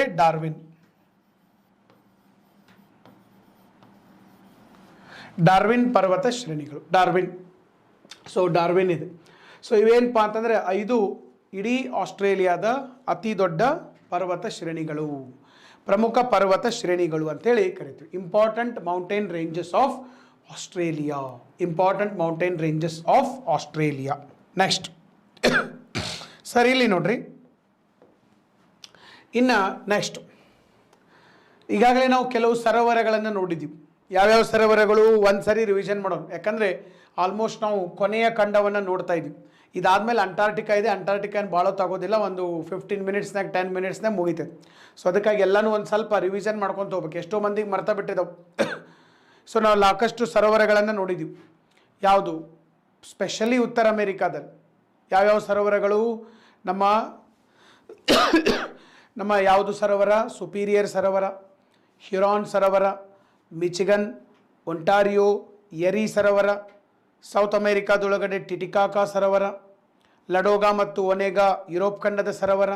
ಆಫ್ರಿಕಾದೊಳಗಡೆ ನಮ್ಮ ಇದ್ರ ಸಮಭಾಜಕ ವೃತ್ತದ ಮೇಲೆ ಇರ್ತಕ್ಕಂಥ ವಿಕ್ಟೋರಿಯಾ ಸರೋವರ, ಇನ್ನೊಂದು ಚಾಡ್ ಸರೋವರ. ನಿನ್ನೆ ನಾವು ನಮ್ಮ ಏಷ್ಯಾ ಖಂಡದಲ್ಲೂ ಸಾಕಷ್ಟು ನೋಡಿದ್ದೀವಿ, ಹೌದಾ? ಬೈಕಾಲ್ ಸರೋವರ ನೋಡಿದ್ದೀವಿ, ಡೆಡ್ ಸಿ ನೋಡಿದ್ದೀವಿ. ಇಂಥವೆಲ್ಲ ಸರೋವರಗಳನ್ನು ನಾವು ನೋಡಿರುವಂಥದ್ದು. ಈಗ ಇಡೀ ಆಸ್ಟ್ರೇಲಿಯಾದೊಳಗಡೆ ಅತಿ ದೊಡ್ಡ ಸರೋವರ ಯಾವುದಪ್ಪ ಅಂತಂದರೆ ಇಲ್ಲಿ ನಿಮಗೆ ಸಿಗ್ತಾ ಇದೆ. ನಿಮ್ಮ ಫಿಸಿಕಲ್ ಮ್ಯಾಪಲ್ಲಿ ಇಲ್ಲಿ ನೋಡಬೇಕು. ಸೌತ್ ಆಸ್ಟ್ರೇಲಿಯಾದಲ್ಲಿ ಲೇಕ್ ಐರ್ ಅಂತಿದೆ, ಐರ್ ಸರೋವರ. ಇಲ್ಲಿ ಬರೆದಿರ್ತೀನಿ ನಾನು, EYRE,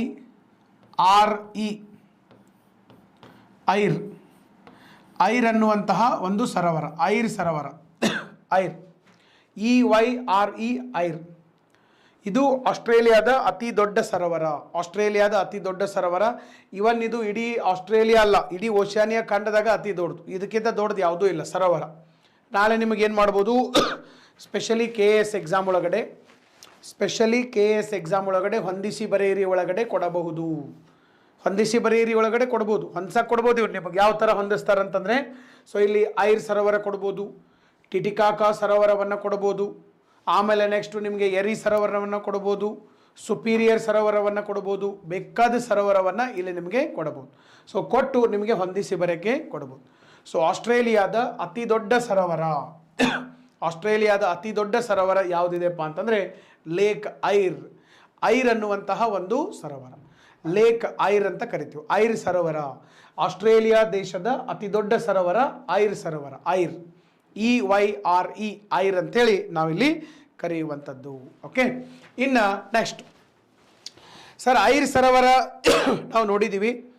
ಇನ್ನು ನೆಕ್ಸ್ಟು ಪರ್ವತ, ವೆರಿ ವೆರಿ ಇಂಪಾರ್ಟೆಂಟ್. ಪರ್ವತ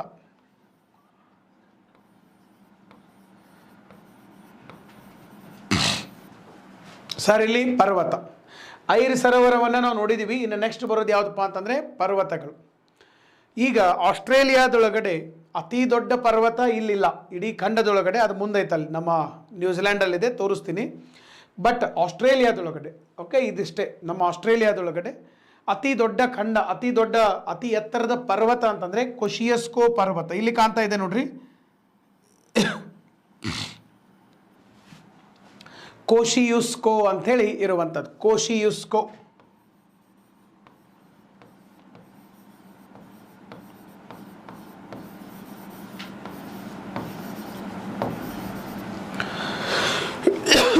ಕೋಶಿಯುಸ್ಕೋ ಪರ್ವತ ಇಡೀ ಆಸ್ಟ್ರೇಲಿಯಾದಲ್ಲಿರ್ತಕ್ಕಂಥ ಅತಿ ಎತ್ತರದ ಪರ್ವತ. ಯಾವುದಿದೆಪ್ಪ ಅಂತಂದರೆ ಕೋಶಿಯುಸ್ಕೋ ಅನ್ನುವಂತಹ ಒಂದು ಪರ್ವತ ಇದೆ. ಇಡೀ ಆಸ್ಟ್ರೇಲಿಯಾದಲ್ಲಿರ್ತಕ್ಕಂಥ ಅತಿ ಎತ್ತರದ ಪರ್ವತ. 2229 ಮೀಟರ್ಸ್ ಅಂತಿದೆ. ಹೈಟನ್ನು ನೆನಪಿಟ್ಕೊಳ್ಳೋ ಅವಶ್ಯಕತೆ ಇಲ್ಲ, ಕೇಳೋದು ಇಲ್ಲ. ಓಕೆ, ಕೋಶಿಯುಸ್ಕೋ ಅನ್ನುವಂತಹ ಒಂದು ಪರ್ವತ ಆಸ್ಟ್ರೇಲಿಯಾದಲ್ಲಿ. ಇದು ಬರೀ ಆಸ್ಟ್ರೇಲಿಯಾದಲ್ಲಿ, ನಾ ಇನ್ನೂ ಖಂಡದ್ದು ಹೇಳತ್ತಿಲ್ಲ, ಯಾಕಂದರೆ ನಾವು ಈಗಾಗಲೇ ಖಂಡದ ಅತಿ ಎತ್ತರದ ಪರ್ವತಗಳನ್ನು ನೋಡಿಬಿಟ್ಟಿದ್ದೀವಿ. ಉತ್ತರ ಅಮೇರಿಕಾದಲ್ಲಿ ಮೆಕೆನ್ಲಿ ಇದೆ. ದಕ್ಷಿಣ ಅಮೇರಿಕಾದೊಳಗಡೆ ನಮಗೆ ಯಾವ ಖಂಡ ಇದೆ? ದಕ್ಷಿಣ ಅಮೇರಿಕಾದೊಳಗಡೆ ಅತಿ ಎತ್ತರದ್ದು ಮೌಂಟ್ ಅಕಾಂಕಗುವಾ ಇದೆ. ಯುರೋಪ್ ಖಂಡದೊಳಗಡೆ ಎಲ್ಬ್ರೂಸ್ ಇದೆ. ಆಫ್ರಿಕಾದೊಳಗಡೆ ಕಿಲಿಮಂಜಾರೋ ಇದೆ. ನಮ್ಮ ಏಷ್ಯಾದೊಳಗಡೆ ಎವರೆಸ್ಟ್ ಇದೆ. ಈಗ ನಾವು ಆಸ್ಟ್ರೇಲಿಯಾದಲ್ಲಿ ಬಂದಿದ್ದೀವಿ. ಆಸ್ಟ್ರೇಲಿಯಾ ಅಂದರೆ ಓಷಿಯಾನಿಯಾ ಖಂಡದ ಅತಿ ಎತ್ತರದ ಇನ್ನೂ ನಾವು ನೋಡಿಲ್ಲ, ಬಟ್ ಮುಂದೆ ಬರ್ತೈತೆ ಅದು. ಸೊ ಇದು ಯಾವುದಪ್ಪ ಅಂತಂದರೆ ದಟ್ ಈಸ್ ಕೋಶಿಯುಸ್ಕೋ ಅನ್ನುವಂತಹ ಒಂದು ಪರ್ವತ. ನೆಕ್ಸ್ಟ್ ಇನ್ನು ಕೋಶಿಯುಸ್ಕೋ ಆದಮೇಲೆ ನೆಕ್ಸ್ಟು ಇನ್ನು ಕೆಲವೊಂದು ಪಾಯಿಂಟ್ಸ್ಗಳಿದಾವೆ, ಅದನ್ನು ನೋಡೋಣ. ಇಲ್ಲಿ ನೋಡ್ರಿ, ಈಗ ನಾವು ಜಲಸಂಧಿಗಳನ್ನು ನೋಡಿದ್ವಿ ಬೇರೆ ಬೇರೆ ಖಂಡದಲ್ಲಿ, ನಾರ್ತು ಸೌತ್ ಅಮೇರಿಕಾ ಎಲ್ಲ ಖಂಡಗಳಲ್ಲಿ ನಾವು ಜಲಸಂಧಿಗಳು, ಸ್ಟ್ರೇಟ್ಸನ್ನು ನೋಡ್ಕೊಂಡು ಬಂದಿದ್ವಿ. ಜಲಸಂಧಿಗಳು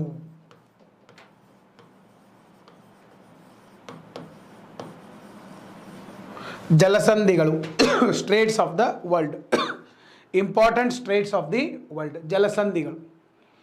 ಸೊ ಇಲ್ಲಿ ಜಲಸಂಧಿಗಳನ್ನು ನಾವು ನೋಡೋದಾತಂದರೆ ಎಲ್ಲೆಲ್ಲದಾವು ಜಲಸಂಧಿಗಳು ನೋಡ್ರಿ. ಇಲ್ಲಿ ಇದು ಆಸ್ಟ್ರೇಲಿಯಾ, ಇದೆಲ್ಲ ಆಸ್ಟ್ರೇಲಿಯಾ ಸರ್. ಕೆಳಗಡೆ ನಮಗೆ ತಾಸ್ಮೇನಿಯಾ ಇದೆ, ಇಲ್ಲಿದೆ ನೋಡಿ ತಾಸ್ಮೇನಿಯಾ. ಆ್ಯಪಲ್ ಭಾಳ ಫೇಮಸ್ ತಾಸ್ಮೇನಿಯಾದೊಳಗಡೆ, ಅದಕ್ಕೆ ಆ್ಯಪಲ್ ಐಲ್ಯಾಂಡ್ ಅಂತಲೇ ಕರೀತಾರೆ ಅದನ್ನು, ತಾಸ್ಮೇನಿಯಾ. ಸೊ ತಾಸ್ಮೇನಿಯಾ ಮತ್ತು ಆಸ್ಟ್ರೇಲಿಯಾ, ತಾಸ್ಮೇನಿಯಾ ಮತ್ತು ಆಸ್ಟ್ರೇಲಿಯಾಗಳ ನಡುವೆ ಇರ್ತಕ್ಕಂಥ ಜಲಸಂಧಿ ಯಾವುದಪ್ಪ ಅಂತಂದರೆ ಬಾಸ್ ಜಲಸಂಧಿ. ಬಾಸ್ ಇಲ್ಲಿ ಬರೆದಿರ್ತೀನಿ ನಾನು,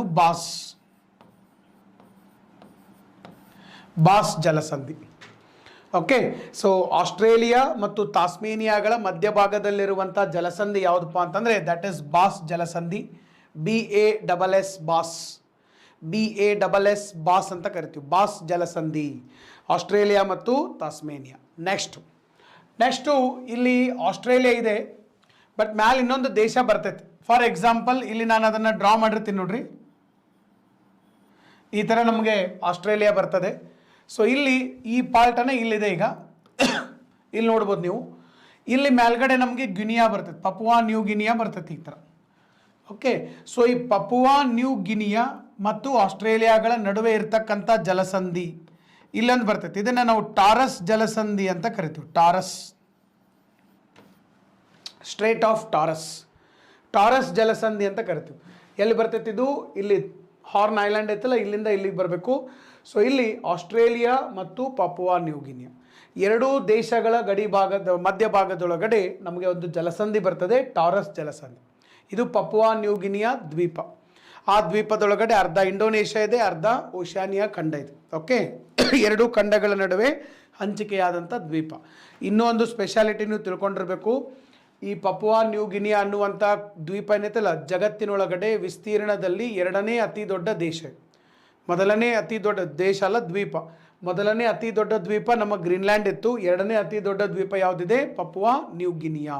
ಓಕೆ, ನೆಕ್ಸ್ಟ್ ಈಗ ಆಸ್ಟ್ರೇಲಿಯಾ ಮತ್ತು ನ್ಯೂ ಗಿನಿಯಾ ನಡುವೆ ಇರ್ತಕ್ಕಂಥ ಜಲಸಂಧಿಯನ್ನು ನಾವು ಯಾವ ಜಲಸಂಧಿ ಅಂತ ಕರಿತೀವಿ? ಟಾರಸ್ ಜಲಸಂಧಿ ಅಂತ ಕರಿತೀವಿ. ಇನ್ನು ಆಸ್ಟ್ರೇಲಿಯಾ ಮತ್ತು ಈ ಕಡೆ ತಾಸ್ಮೇನಿಯಾ ನಡುವೆ ಇರ್ತಕ್ಕಂಥ ಜಲಸಂಧಿಯನ್ನು ಬಾಸ್ ಜಲಸಂಧಿ ಅಂಥೇಳಿ ಕರೆಯುವಂಥದ್ದು. ಬಾಸ್, BASS ಬಾಸ್ ಅಂಥೇಳಿ ಕರಿತೀವಿ. ಇನ್ನು ಇವು ಜಲಸಂಧಿಗಳು ಎರಡೂ ಭಾಳ ಪ್ರಮುಖವಾದಂಥವು. ಇನ್ನೂ ಒಂದು ಜಲಸಂಧಿ ಇದೆ, ಅದು ಇಲ್ಲಿಲ್ಲ, ನ್ಯೂಜಿಲ್ಯಾಂಡ್ ಒಳಗಡೆ ಇರುವಂಥದ್ದು. ನ್ಯೂಜಿಲ್ಯಾಂಡ್ ಒಳಗಡೆ ಇಲ್ಲಿ ಸಿಗ್ತದೆ. ಇಲ್ಲಿ ನಾವು ನೋಡ್ಬೋದು ನ್ಯೂಜಿಲ್ಯಾಂಡ್. ಒಂದೇ ನಿಮಿಷ. ಓಕೆ, ಇಲ್ಲಿ ನಮಗೆ ನ್ಯೂಜಿಲ್ಯಾಂಡ್ ಬಂತು. ಇದು ನ್ಯೂಜಿಲ್ಯಾಂಡ್. ಇದು ಎಲ್ಲಿ ಬರ್ತೈತೆ ಅಂತ ಮೊದಲು ಹೇಳಿರ್ತೀನಿ ನಾನು ನಿಮಗೆ. ಇದು ನಮಗೆ ಆಸ್ಟ್ರೇಲಿಯಾ, ಇದು ಆಸ್ಟ್ರೇಲಿಯಾ. ಇಲ್ಲಿ ನಮಗೇನಿತ್ತಪ್ಪ ಅಂತಂದರೆ ಪಪುವಾ ನಮ್ಮ ತಾಸ್ಮೇನಿಯಾ ಇತ್ತು. ಇಲ್ಲಿ ಕೆಳಗಡೆ ಏನಂತಂದರೆ ಇದು ನ್ಯೂಜಿಲ್ಯಾಂಡ್ ಬರ್ತದೆ. ಓಕೆ, ಲೊಕೇಶನ್ ಗೊತ್ತಾಗಬೇಕು, ಯಾಕಂದರೆ ಅದು ಮ್ಯಾಪ್ ಇದೊಂದು ಡಿಫ್ರೆಂಟ್ ಸ್ಲೈಡ್ ಇದೆ, ಅದೊಂದು ಡಿಫ್ರೆಂಟ್ ಸ್ಲೈಡ್ ಇದೆ. ಸೊ ಇಲ್ಲಿ ಆಸ್ಟ್ರೇಲಿಯಾ ಇದೆ, ಆಸ್ಟ್ರೇಲಿಯಾದ ಕೆಳಗಡೆಗೆ ತಾಸ್ಮೇನಿಯಾ ಇದೆ, ಈ ಕಡೆ ಯಾವುದಿದೆ? ನ್ಯೂಜಿಲ್ಯಾಂಡ್ ಇದೆ. ನ್ಯೂಜಿಲ್ಯಾಂಡನ್ನು ನಾವು ಏನು ಮಾಡ್ತೀವಿ ಅಂತಂದರೆ ಎರಡು ದ್ವೀಪಗಳಾಗಿ ವಿಂಗಡಣೆ ಮಾಡ್ತೀವಿ. ಇದು ಒಂದನೇ ದ್ವೀಪ, ಇದು ಎರಡನೇ ದ್ವೀಪ. ಇಲ್ಲಿ ನಮಗೆ ಆಸ್ಟ್ರೇಲಿಯಾ ಬರ್ತೈತಿ. ಇಲ್ಲಿ ಆಸ್ಟ್ರೇಲಿಯಾದ ಕೆಳಗಡೆ ಇಲ್ಲಿ ಬರ್ತೈತಿ, ಇಲ್ಲಿ ಆಸ್ಟ್ರೇಲಿಯಾದ ಕೆಳಗಡೆ ಇಲ್ಲಿ ಬರ್ತೈತಿ. ಮೊನ್ನೆ ನಮಗೆ ಒಂದು PSI ಎಕ್ಸಾಮ್ ಒಳಗಡೆ PSI ಎಕ್ಸಾಮ್ದಾಗ ಕ್ವಶನ್ ಬಂದೈತಿ. ಏನು ಕ್ವಶನ್ ಬಂದೈತೆ ಅಂದರೆ, ಇಲ್ಲಿ ಆಸ್ಟ್ರೇಲಿಯಾ ಇದೆ, ಇಲ್ಲಿ ನ್ಯೂಜಿಲ್ಯಾಂಡ್ ಇದೆ. ಆಸ್ಟ್ರೇಲಿಯಾ ಮತ್ತು ನ್ಯೂಜಿಲ್ಯಾಂಡ್ಗಳನ್ನು ಬೇರ್ಪಡಿಸಿದ ಸಮುದ್ರ ಯಾವುದು ಅಂತ ಕೇಳಿದ್ದಾನೆ. ಯಾವ ಸಮುದ್ರ? ತಾಸ್ಮನ್ ಸಮುದ್ರ. ಇದು ಬಹಳ ಇಂಪಾರ್ಟೆಂಟ್ ಆಗಿ ಭಾಳಷ್ಟು ಜನ ಇದನ್ನು ಬರೆದು ಬಂದಿದ್ದರು. ಯಾಕಂದ್ರೆ ಅವಾಗ ಆಸ್ಟ್ರೇಲಿಯಾ ನ್ಯೂಜಿಲ್ಯಾಂಡು ಕ್ರಿಕೆಟು ಫೈನಲ್ ಎಲ್ಲ ಬಂದಿದ್ದರು. ಸೊ ಆಸ್ಟ್ರೇಲಿಯಾನೂ ನ್ಯೂಸ್ನಾಗಿತ್ತು, ನ್ಯೂಜಿಲ್ಯಾಂಡು ನ್ಯೂಸ್ನಾಗಿತ್ತು. ಸೊ ಎರಡೂ ದೇಶದ ಒಂದು ನ್ಯೂಸ್ನಲ್ಲಿ ಇದ್ದಿದ್ದರಿಂದ ಹಂಗೆ ಯಾವ ನ್ಯೂಸ್ನಾಗ ಇರ್ತಾವಲ್ಲ ದೇಶಗಳು ಅವನು ಬಿಡಬಾರ್ದು, ಪಕ್ಕ ಅಲ್ಲಿಂದನೇ ಬರ್ತಾವೆ ಕ್ವಶನ್ಗಳು, ನೆನ್ಪಿಟ್ಕೊಂಡಿರಿ. ಓಕೆ, ಸೊ ತಾಸ್ಮನ್ ಸಮುದ್ರ ಯಾವ ಎರಡು ದೇಶಗಳನ್ನು ಬೇರ್ಪಡಿಸ್ತದೆ? ನ್ಯೂಜಿಲ್ಯಾಂಡ್ ಮತ್ತು ಆಸ್ಟ್ರೇಲಿಯಾ ದೇಶಗಳನ್ನು ಬೇರ್ಪಡಿಸುವಂಥದ್ದು. ಓಕೆ, ಇಲ್ಲಿ ನೋಡ್ರಿ, ಈಗ ಈ ನ್ಯೂಜಿಲ್ಯಾಂಡ್ ದ್ವೀಪವನ್ನು ನಾವು ಏನು ಮಾಡಿದ್ದೀವಿ? ಒಂದು ಉತ್ತರದ ದ್ವೀಪ, ಇನ್ನೊಂದು ದಕ್ಷಿಣದ ದ್ವೀಪ ಅಂತೇಳಿ ನಾವು ಬೇರ್ಪಡಿಸಿದ್ವಿ. ಒಂದು ನಾರ್ದರ್ನ್ ಐಲ್ಯಾಂಡ್, ಇನ್ನೊಂದು southern island of New Zealand. So ಈಗ ಈ ಉತ್ತರದ ದ್ವೀಪ ಮತ್ತು ದಕ್ಷಿಣದ ದ್ವೀಪವನ್ನು ಬೇರ್ಪಡಿಸಿದಂತಹ ಒಂದು ಜಲಸಂಧಿ ಇದೆ, ಸ್ಟ್ರೇಟ್ ಇದೆ. ದಟ್ ಈಸ್ ಕೂಕ್ ಜಲಸಂಧಿ. ಇಲ್ಲೇ ಇತ್ತು ಕೂಕ್ ಜಲಸಂಧಿ, ಇಲ್ಲೇ ಇದ್ರ ಪಕ್ಕದಲ್ಲೇ ಬರ್ತೈತೆ. ವೆಲ್ಲಿಂಗ್ಟನ್ ಅಂದ್ರೆ ಏನಿದು? Capital city. New Zealand's capital. New Zealand ದೇಶದ ರಾಜಧಾನಿ ವೆಲ್ಲಿಂಗ್ಟನ್. ನ್ಯೂಜಿಲ್ಯಾಂಡ್ ದೇಶದ ರಾಜಧಾನಿ ಯಾವುದಿದೆ? ವೆಲ್ಲಿಂಗ್ಟನ್. ಓಕೆ, ಇದ್ರದ್ದು ಒಂದು ಸ್ಪೆಷಾಲಿಟಿ ಐತೆ ಸರ್. ಮತ್ತು ವೆಲ್ಲಿಂಗ್ಟನ್ದು ಏನು ಸ್ಪೆಷಾಲಿಟಿಪ್ಪ ಅಂತಂದರೆ, this is the southern most capital city on planet earth. ಇಡೀ ಭೂಮಿಯ ಮೇಲೆ ಅತ್ಯಂತ ದಕ್ಷಿಣಕ್ಕಿರುವಂತಹ ರಾಜಧಾನಿ. ಇಡೀ ಭೂಮಿಯ ಮೇಲೆ ಅತ್ಯಂತ ದಕ್ಷಿಣಕ್ಕಿರುವಂಥ ರಾಜಧಾನಿ ಯಾವುದಪ್ಪ ಅಂತಂದರೆ that is the Wellington. Wellington ಅನ್ನುವಂತಹ ಒಂದು ರಾಜಧಾನಿ ನೆನ್ಪಿಟ್ಕೊಂಡು, ನ್ಯೂಜಿಲ್ಯಾಂಡ್ ದೇಶದ ರಾಜಧಾನಿ. ಇನ್ನು ಕೂಕ್ ಜಲಸಂಧಿ ಯಾವ ಎರಡು ಭಾಗಗಳನ್ನು ಬೇರ್ಪಡಿಸ್ತೈತೆ ಅಂದರೆ ನ್ಯೂಜಿಲ್ಯಾಂಡ್ ದೇಶದ ಉತ್ತರ ಭಾಗ ಮತ್ತು ದಕ್ಷಿಣ ಭಾಗಗಳನ್ನು ಇದು ಬೇರ್ಪಡಿಸುವಂಥದ್ದು. Northern New Zealand and the southern ನ್ಯೂಜಿಲ್ಯಾಂಡನ್ನು ಬೇರ್ಪಡಿಸುವಂಥದ್ದು. ಓಕೆ, ಇನ್ನು ನೆಕ್ಸ್ಟ್ ಯಾವುದು? ಸದರ್ನ್ ನ್ಯೂಜಿಲ್ಯಾಂಡಲ್ಲಿ ಬರೋಣ ನಾವು. ಸದರ್ನ್ ಪಾರ್ಟ್, ನ್ಯೂಜಿಲ್ಯಾಂಡ್ ದೇಶದ ದಕ್ಷಿಣ ದ್ವೀಪ. ಸರ್, ನ್ಯೂಜಿಲ್ಯಾಂಡ್ ದೇಶದ ದಕ್ಷಿಣ ದ್ವೀಪಕ್ಕೆ ನಾವು ಬಂದರೆ ಮೌಂಟ್ ಕೂಕ್ ಅಂತ ಕಾಣ್ತಾ ಇದೆ. ಕೂಕ್ ಇದು ಅತಿ ಎತ್ತರದ ಪರ್ವತ. ಮೌಂಟ್ ಕೂಕ್ ಇದು ನಮ್ಮ ನ್ಯೂಜಿಲ್ಯಾಂಡ್ ಒಳಗಡೆ ಅತಿ ಎತ್ತರದ್ದು ಮತ್ತು ಇಡೀ ಓಷಿಯಾನಿಯಾ ಖಂಡದೊಳಗಡೆ ಅತಿ ಎತ್ತರದ ಒಂದು ಪರ್ವತ. ಓಕೆ, ಸೊ ಇದು ಸ್ವಲ್ಪ ನಿಮಗೆ ಗೊತ್ತಿರಬೇಕು. ಇನ್ನು ನೆಕ್ಸ್ಟು, ನ್ಯೂಜಿಲ್ಯಾಂಡ್ ದೇಶ ಯಾವ ಎರಡು ಸಮುದ್ರಗಳ ಮಧ್ಯಭಾಗದಲ್ಲಿದೆ ಅಂತಂದರೆ, ಒಂದು ಕಡೆ ತಾಸ್ಮನ್ ಸಮುದ್ರ ಇದೆ, ಇನ್ನೊಂದು ಕಡೆ ನಮಗೆ ಪೆಸಿಫಿಕ್ ಸಮುದ್ರ ಇದೆ. ಒಂದು ಕಡೆ ಪೆಸಿಫಿಕ್ ಇದೆ, ಇನ್ನೊಂದು ಕಡೆ ತಾಸ್ಮನ್ ಸಮುದ್ರ ಇರುವಂಥದ್ದು. Last but not least, Wellington, it is the capital of New Zealand. This is the southern most capital city on planet earth. ಇಡೀ ಭೂಮಿಯ ಮೇಲೆ ಅತ್ಯಂತ ದಕ್ಷಿಣಕ್ಕಿರುವಂತಹ ಒಂದು ಏನಪ್ಪ ಕ್ಯಾಪಿಟಲ್ ಸಿಟಿ ಅಂತಂದರೆ ನ್ಯೂಜಿಲ್ಯಾಂಡ್ ದೇಶದ ಕ್ಯಾಪಿಟಲ್ ಸಿಟಿ ವೆಲ್ಲಿಂಗ್ಟನ್. ಓಕೆ, ಇನ್ನು ಇಲ್ಲಿ ನೋಡ್ರಿ, ಇನ್ನೊಂದು ಲಾಸ್ಟ್ ಪಾಯಿಂಟ್ ಇದೆ. ಇಲ್ಲಿ ನೀವು ನೋಡ್ತಾ ಇರ್ಬೋದು, ಇವೆಲ್ಲ ಹವಳದ ದಿಬ್ಬಗಳು ಅಂತ ಕರಿತೀವಿ. ಇದು ಇದರೊಳಗಡೆ ಎಲ್ಲಿ ನಮ್ಮ ಆಸ್ಟ್ರೇಲಿಯಾದೊಳಗಡೆ ಭಾರಿ ಫೇಮಸ್ ಇದೆ. ಆಸ್ಟ್ರೇಲಿಯಾದಾಗ ಭಾಳ ಫೇಮಸ್ ಇದೆ ಹವಳದ ದಿಬ್ಬಗಳು.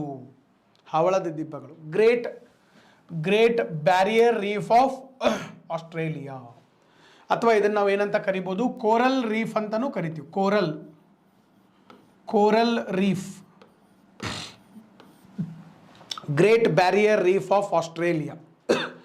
Great Barrier Reef of Australia, ಅಥವಾ ನಾವು ಇನ್ನೊಂದು ಏನಂತ ಕರಿತೀವಪ್ಪ ಅದನ್ನು ಕೋರಲ್ ರೀಫ್ ಅಂತೇಳಿ ಕರೆಯುವಂಥ sir. Coral reef, Great Barrier Reef of Australia. Okay, this you should know. So ಈಗ ಇಲ್ಲಿ ಏನಪ್ಪ ಇದು ಸರ್? ಇದು ಜಗತ್ತಿನೊಳಗಡೆ ಇವುಗಳನ್ನು ಹವಳದ ದಿಬ್ಬಗಳು ಅಂತಲೂ ಕರೀತಾರೆ. ಹವಳದ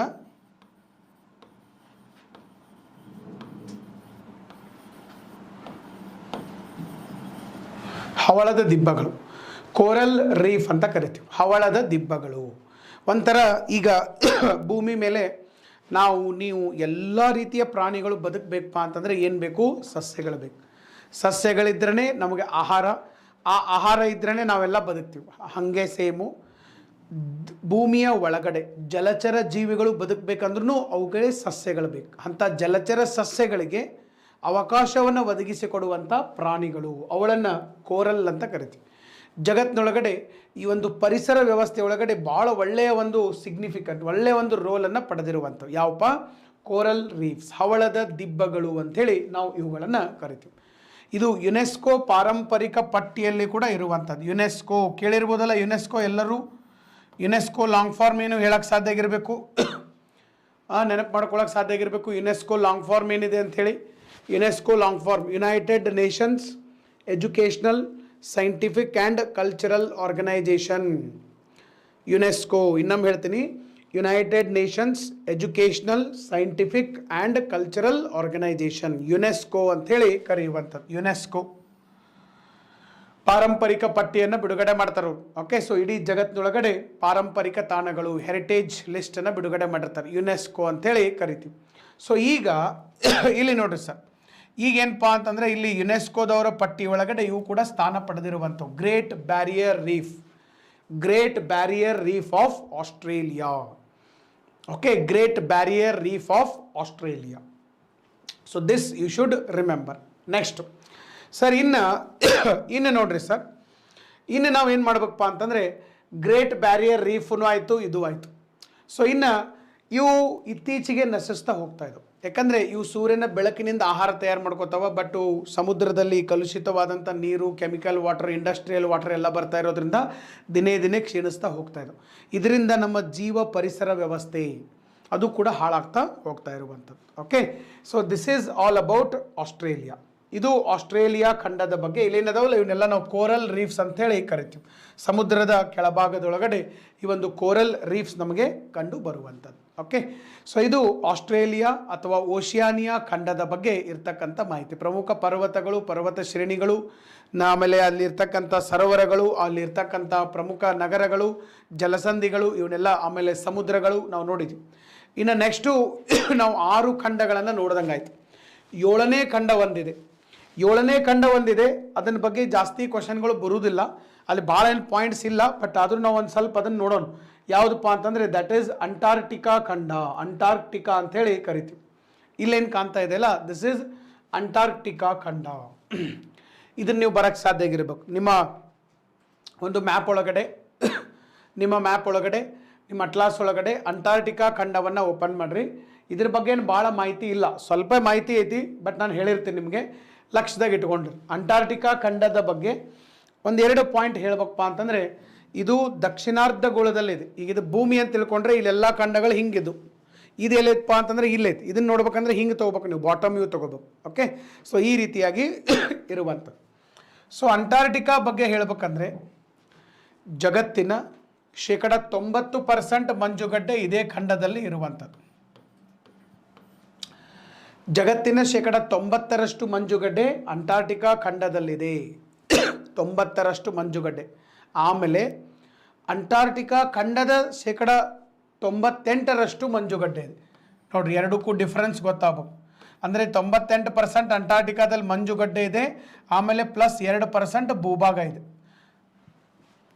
ಹಿಮಾಲಯದಲ್ಲಿ ಬೆಟ್ಟಗಳಿದಾವೆ, ಬೆಟ್ಟದ ಮೇಲೆ ಐಸ್ ಬೀಳ್ತೈತಿ. ಇಲ್ಲಿ ಹಂಗಲ್ಲ, ಇಲ್ಲಿ ಡೈರೆಕ್ಟ್ ಐಸನ್ನ ಐತಿ.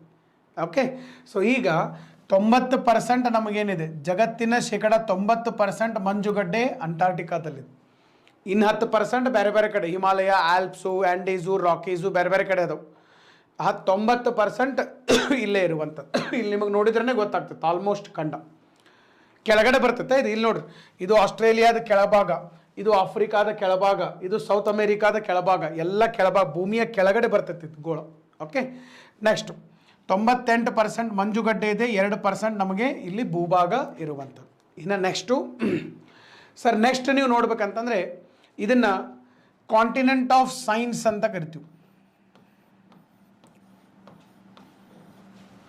ಕಾಂಟಿನೆಂಟ್ ಆಫ್ ಸೈನ್ಸ್ ಯಾಕೆ? ವಿಜ್ಞಾನದ ಖಂಡ ಅಂತೇಳಿ ಇದನ್ನು ನಾವು ಕರೆಯುವಂಥದ್ದು. ಸರ್, ಯಾಕೆ ನಾವು ಇದನ್ನು ವಿಜ್ಞಾನದ ಖಂಡ ಅಂತ ಕರಿತೀವಿ ಅಂತಂದರೆ, ಇಲ್ಲಿ ಸಾಕಷ್ಟು ವೈಜ್ಞಾನಿಕ ಸಂಶೋಧನೆಗಳು ನಡೀತವೆ. ಬೇರೆ ಬೇರೆ ದೇಶಗಳು, ಅಮೇರಿಕಾ ಇರ್ಬೋದು, ಯುರೋಪ್ ಖಂಡದ ದೇಶಗಳಿರ್ಬೋದು, ಅಥವಾ ಆಸ್ಟ್ರೇಲಿಯಾ ಇರ್ಬೋದು, ನಮ್ಮ ಭಾರತ ದೇಶ ಇರ್ಬೋದು, ಚೈನಾ, ರಷ್ಯಾ, ಜಪಾನ್, ಭಾಳಷ್ಟು ದೇಶಗಳು ಅಲ್ಲಿ ಏನು ಮಾಡ್ತಿರ್ತಾವಪ್ಪ ಅಂತಂದರೆ ತಮ್ಮ ವೈಜ್ಞಾನಿಕ ಸಂಶೋಧನೆಗಳನ್ನು ಮಾಡ್ತಾ ಇರ್ತಾವೆ. ವೈಜ್ಞಾನಿಕವಾದಂಥ ಸಂಶೋಧನೆಗಳು, ಅವರು ತಮ್ಮದೇ ಆದಂಥ ವೈಜ್ಞಾನಿಕ ಸಂಶೋಧನಾ ಕೇಂದ್ರಗಳನ್ನು ಕೂಡ ಸ್ಥಾಪನೆ ಮಾಡಿರುವಂಥದ್ದು. ಓಕೆ, ವೈಜ್ಞಾನಿಕ ಸಂಶೋಧನಾ ಕೇಂದ್ರಗಳನ್ನು ಕೂಡ ಸರ್ ಇವರು ಸ್ಥಾಪನೆ ಮಾಡಿರುವಂಥದ್ದು. Okay, so continent of science ಅಂತ ಕರಿತೀವಿ.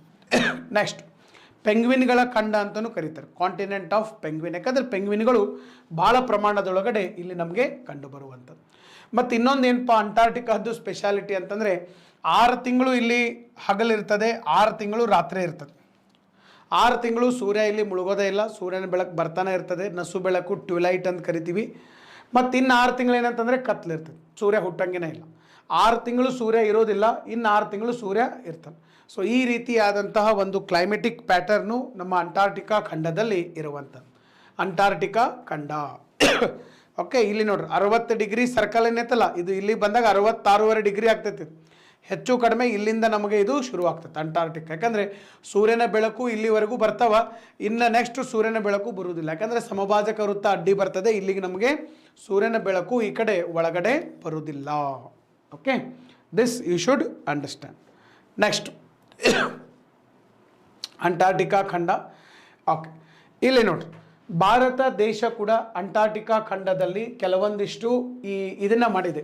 ಏನಪ್ಪ ಅಂತಂದರೆ ವೈಜ್ಞಾನಿಕ ಸಂಶೋಧನಾ ಕೇಂದ್ರಗಳನ್ನು ಮಾಡಿರುವಂಥದ್ದು. ಭಾರತ ದೇಶ ಕೂಡ ಇಲ್ಲಿ ವೈಜ್ಞಾನಿಕ ಸಂಶೋಧನಾ ಕೇಂದ್ರಗಳನ್ನು ಮಾಡಿರುವಂಥದ್ದು. ಸೊ ಇಲ್ಲಿ ಸರ್ ಮೊದಲೇದು ಯಾವುದಪ್ಪ ಅಂತಂದರೆ ಮೈತ್ರಿ ಅನ್ನುವಂತಹ ಒಂದು ವೈಜ್ಞಾನಿಕ ಸಂಶೋಧನಾ ಕೇಂದ್ರ ಇದೆ. ಇನ್ನೊಂದು ಭಾರತಿ ಅನ್ನುವಂತಹ ಒಂದು ವೈಜ್ಞಾನಿಕ ಸಂಶೋಧನಾ ಕೇಂದ್ರ ಇದೆ. ನಾಳೆ ನಿಮಗೆ ಕೇಳ್ಬೋದು ಕ್ವಶನ್.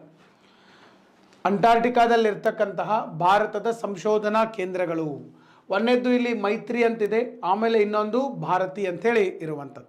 ಮೊದಲೊಂದು ದಕ್ಷಿಣ ಗಂಗೋತ್ರಿ ಅಂತ ಇತ್ತು, ಬಟ್ ಅದನ್ನು ಬಂದ್ ಮಾಡಿದಾರೆ. ಸೊ ಈಗ ಮೈತ್ರಿ ಮತ್ತು ಇನ್ನೊಂದು ಭಾರತಿ ನಿಮ್ಮ ಮ್ಯಾಪಲ್ಲಿ ನೋಡೋಕ್ಕೆ ಸಾಧ್ಯ ಆಗಿರ್ಬೇಕು. ನಿಮ್ಮ ಮ್ಯಾಪ್ ಒಳಗಡೆ, ನಿಮ್ಮ ಫಿಸಿಕಲ್ ಮ್ಯಾಪ್ ಒಳಗಡೆ ಅಂಟಾರ್ಟಿಕಾದೊಳಗಡೆ ಇದು ನಿಮಗೆ ಸಿಗುವಂಥದ್ದು ಅಂಟಾರ್ಟಿಕಾ. ಸೊ ಭಾರತಿ ಅಂತ ಒಂದಿದೆ, ಇದು ಆಲ್ಮೋಸ್ಟ್ ಈ ಕಡೆ ಪೂರ್ವ ಕಡೆಗೆ ಬರೋದು.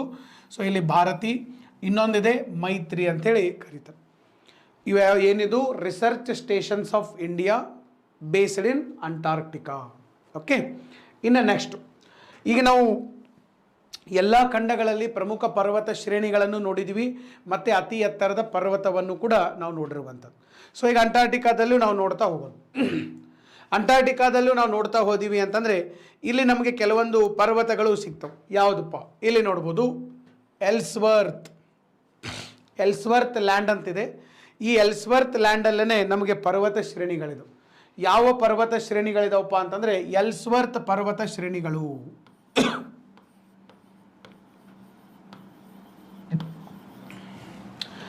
ಎಲ್ಸ್ವರ್ತ್ ಪರ್ವತ ಶ್ರೇಣಿಗಳು ಅಂತ ಕರಿತೀವಿ. ಇವು ಇಡೀ ನಮ್ಮ ಈ ಒಂದು ಅಂಟಾರ್ಟಿಕಾದಲ್ಲಿರ್ತಕ್ಕಂಥ ಪ್ರಮುಖ ಪರ್ವತ ಶ್ರೇಣಿಗಳು, ಎಲ್ಸ್ವರ್ತ್ ಪರ್ವತ ಶ್ರೇಣಿಗಳು.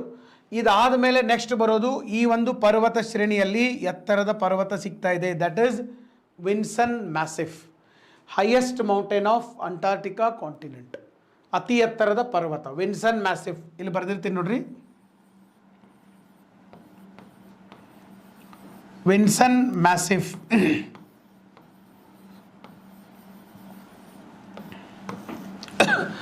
ವಿನ್ಸನ್ ಮ್ಯಾಸಿಫ್ ಅಂಥೇಳಿ ನಾವು ಕರೆಯುವಂಥದ್ದು, ವಿನ್ಸನ್ ಮ್ಯಾಸಿಫ್.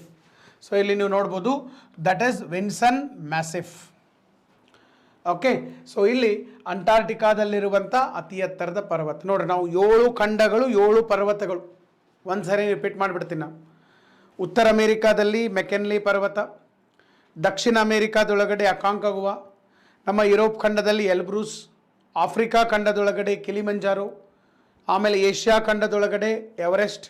ಆಗಲೇ ನಾವು ನಮ್ಮ ಓಷಿಯಾನಿಯಾ ಖಂಡದೊಳಗಡೆ ಯಾವ್ದು ನೋಡಿದ್ದೀವಿ, ಮೌಂಟ್ ಕೂಕನ್ನು ನೋಡಿದ್ದೀವಿ. ಅದಾದಮೇಲೆ 7ನೇ ಖಂಡ ಯಾವುದಿದೆ, ನಮ್ಮ ಅಂಟಾರ್ಟಿಕಾ ಖಂಡ. ಅಂಟಾರ್ಟಿಕಾ ಖಂಡದ ಅತಿ ಎತ್ತರದ ಪರ್ವತ ದಟ್ ಈಸ್ ವಿನ್ಸನ್ ಮ್ಯಾಸಿಫ್. ಯಾವ ಪರ್ವತ ಶ್ರೇಣಿಗಳಲ್ಲಿ ಇದು ಬರ್ತೈತೆ ಅಂದರೆ ಎಲ್ಸ್ವರ್ತ್ ಪರ್ವತ ಶ್ರೇಣಿಗಳಲ್ಲಿ ಇದು ನಮಗೆ ಕಂಡು ಬರುವಂಥದ್ದು. ಓಕೆ, ಸೊ ಇದು this is about Antarctica continent.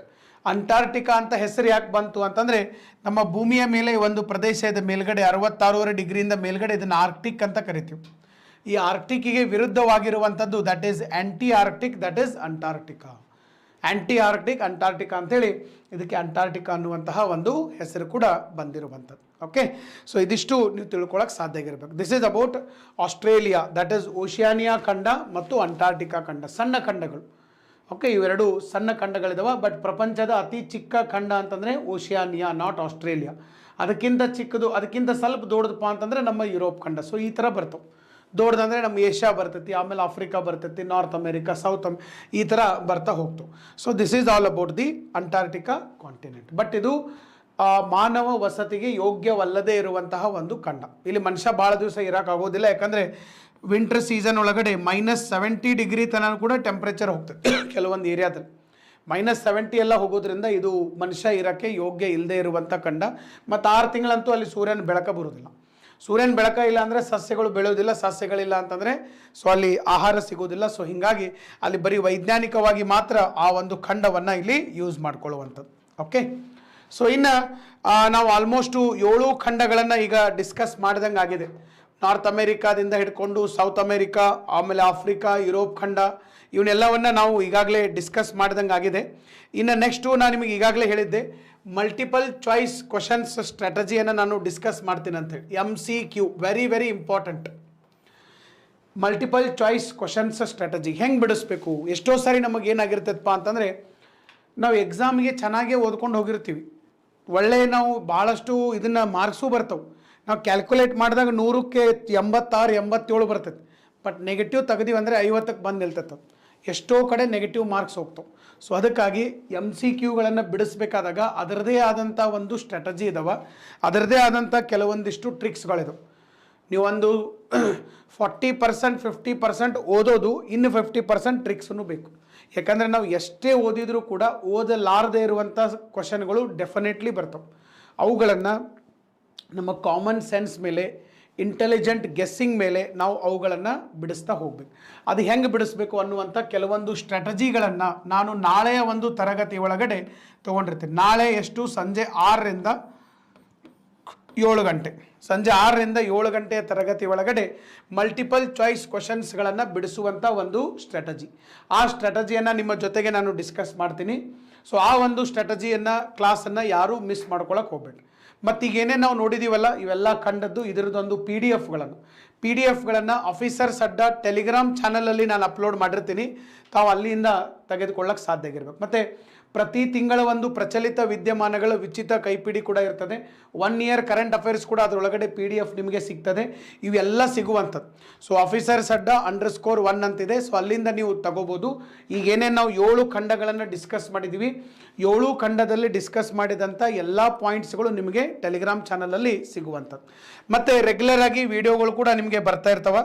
So regular ಆಗಿ ವಿಡಿಯೋಗಳು ಬರೋದು ನಮ್ಮ ಆಫೀಸರ್ಸ್ ಅಡ್ಡದೊಳಗಡೆ. ಈಗಾಗಲೇ 499 ವಿಡಿಯೋ ಆಗಿದ್ದವು. ಸೊ ನಾಳೆ 500ನೇ ವಿಡಿಯೋ ಬರ್ತಾ ಇದೆ. ಸೊ 500ನೇ ವಿಡಿಯೋ ತಾವು ಕೂಡ ಜಾಯ್ನ್ ಆಗೋಕ್ಕೆ ಸಾಧ್ಯ ಆಗಿರಬೇಕು. ಸೊ ವಿಶೇಷವಾದಂಥ ಒಂದು ವಿಡಿಯೋವನ್ನು ನಾಳೆಯ ಒಂದು ತರಗತಿ ಒಳಗಡೆ ಮಾಡ್ತಾ ಇದ್ದೀವಿ. ಅಲ್ಲಿಯೂ ಕೂಡ ಜಾಯ್ನ್ ಆಗಿ ಅದರ ಒಂದು ಸದುಪಯೋಗ ತೆಗೆದುಕೊಳ್ಳಕ್ಕೆ ಸಾಧ್ಯ ಆಗಿರಬೇಕು. ಸೊ ನಾಳೆ ನಾವು ಸಂಜೆ 6ರಿಂದ 7, tomorrow is my last class. So ನಾಳೆ ಮಲ್ಟಿಪಲ್ ಚಾಯ್ಸ್ ಕ್ವಶನ್ಸ್ಗಳ ಒಂದು ಸ್ಟ್ರಾಟಜಿಯನ್ನು ನಾವು ಮಾಡ್ತಾ ಹೋಗ್ತೀವಿ. ಮಲ್ಟಿಪಲ್ ಚಾಯ್ಸ್ ಕ್ವಶನ್ ಹೆಂಗೆ ಬಿಡಿಸ್ಬೇಕು, ಮತ್ತು ನಮ್ಮ ಪೇಪರ್ ಏನಿರ್ತೈತಲ್ಲ MCQ, ಅದನ್ನು ಎಷ್ಟು ಹಂತದಲ್ಲಿ ಬಿಡಿಸ್ಬೇಕು. ಭಾಳಷ್ಟು ಸಿಲ್ಲಿ ಮಿಸ್ಟೇಕ್ಸ್ಗಳು ನಮ್ಮಲ್ಲಿ ಹುಡುಗರು ಭಾಳ ಸಿಲ್ಲಿ ಮಿಸ್ಟೇಕ್ಸ್ಗಳನ್ನು ಮಾಡ್ತಾ ಮಾರ್ಕ್ಸ್ಗಳನ್ನು ಕಳ್ಕೊತ ಹೋಗ್ತಾರೆ. ನಮಗೆ ಕ್ವಶನ್ ಬರಲಿಲ್ಲ, ಮಾರ್ಕ್ಸ್ ಹೊತ್ತು ಅದು ಬೇರೆ, ಬಂದಿದ್ದು ಸಹಿತ ನಮ್ಮಲ್ಲಿ ಬಿಟ್ಟು ಬಂದಿರ್ತಾರೆ. ಒಂದೇ ಕ್ವಶನ್ಗೆ ಆನ್ಸರ್ A ಗೊತ್ತಿರ್ತೈತೆ ನಮಗೆ, ಅಲ್ಲಿ ಹಾಕಬೇಕಾದಾಗ B ಹಾಕಿ ಬಂದಿರ್ತಾರೆ. ಇಂಥ ಸಿಲ್ಲಿ ಮಿಸ್ಟೇಕ್ಸ್ಗಳು ಇವನ್ನೆಲ್ಲ ನಾವು ತಪ್ಪುಗಳನ್ನು ತಿದ್ದುಕೋಬೇಕಂದ್ರೆ ಕೆಲವೊಂದು ಟ್ರಿಕ್ಸ್ಗಳದು. ಸೊ ಅದಕ್ಕೆ ಏನೇನು ಮಾಡಬೇಕು ಅನ್ನೋದನ್ನು ನಾಳೆಯ ಒಂದು ತರಗತಿ ಒಳಗಡೆ ನಾವು ಡಿಸ್ಕಸ್ ಮಾಡೋಣ. ನಾಳೆಯ ತರಗತಿ ಲಾಸ್ಟ್ ತರಗತಿ ಇರ್ತದೆ, ಯಾವುದೇ ಕಾರಣಕ್ಕೂ ಮಿಸ್ ಮಾಡೋಕ್ಕೆ ಸಾಧ್ಯ ಆಗಿರಬಾರ್ದು. ಸೊ ತಾವು ಈ ಒಂದು ಅಮೂಲ್ಯವಾದಂಥ ಸಮಯವನ್ನು ಕೊಟ್ಟು ಈ ಒಂದು ವಿಡಿಯೋ ನೋಡಿದ್ದಕ್ಕಾಗಿ ಎಲ್ಲರಿಗೂ ಧನ್ಯವಾದಗಳು. So thank you very much. Wish you all the very best. Thank you.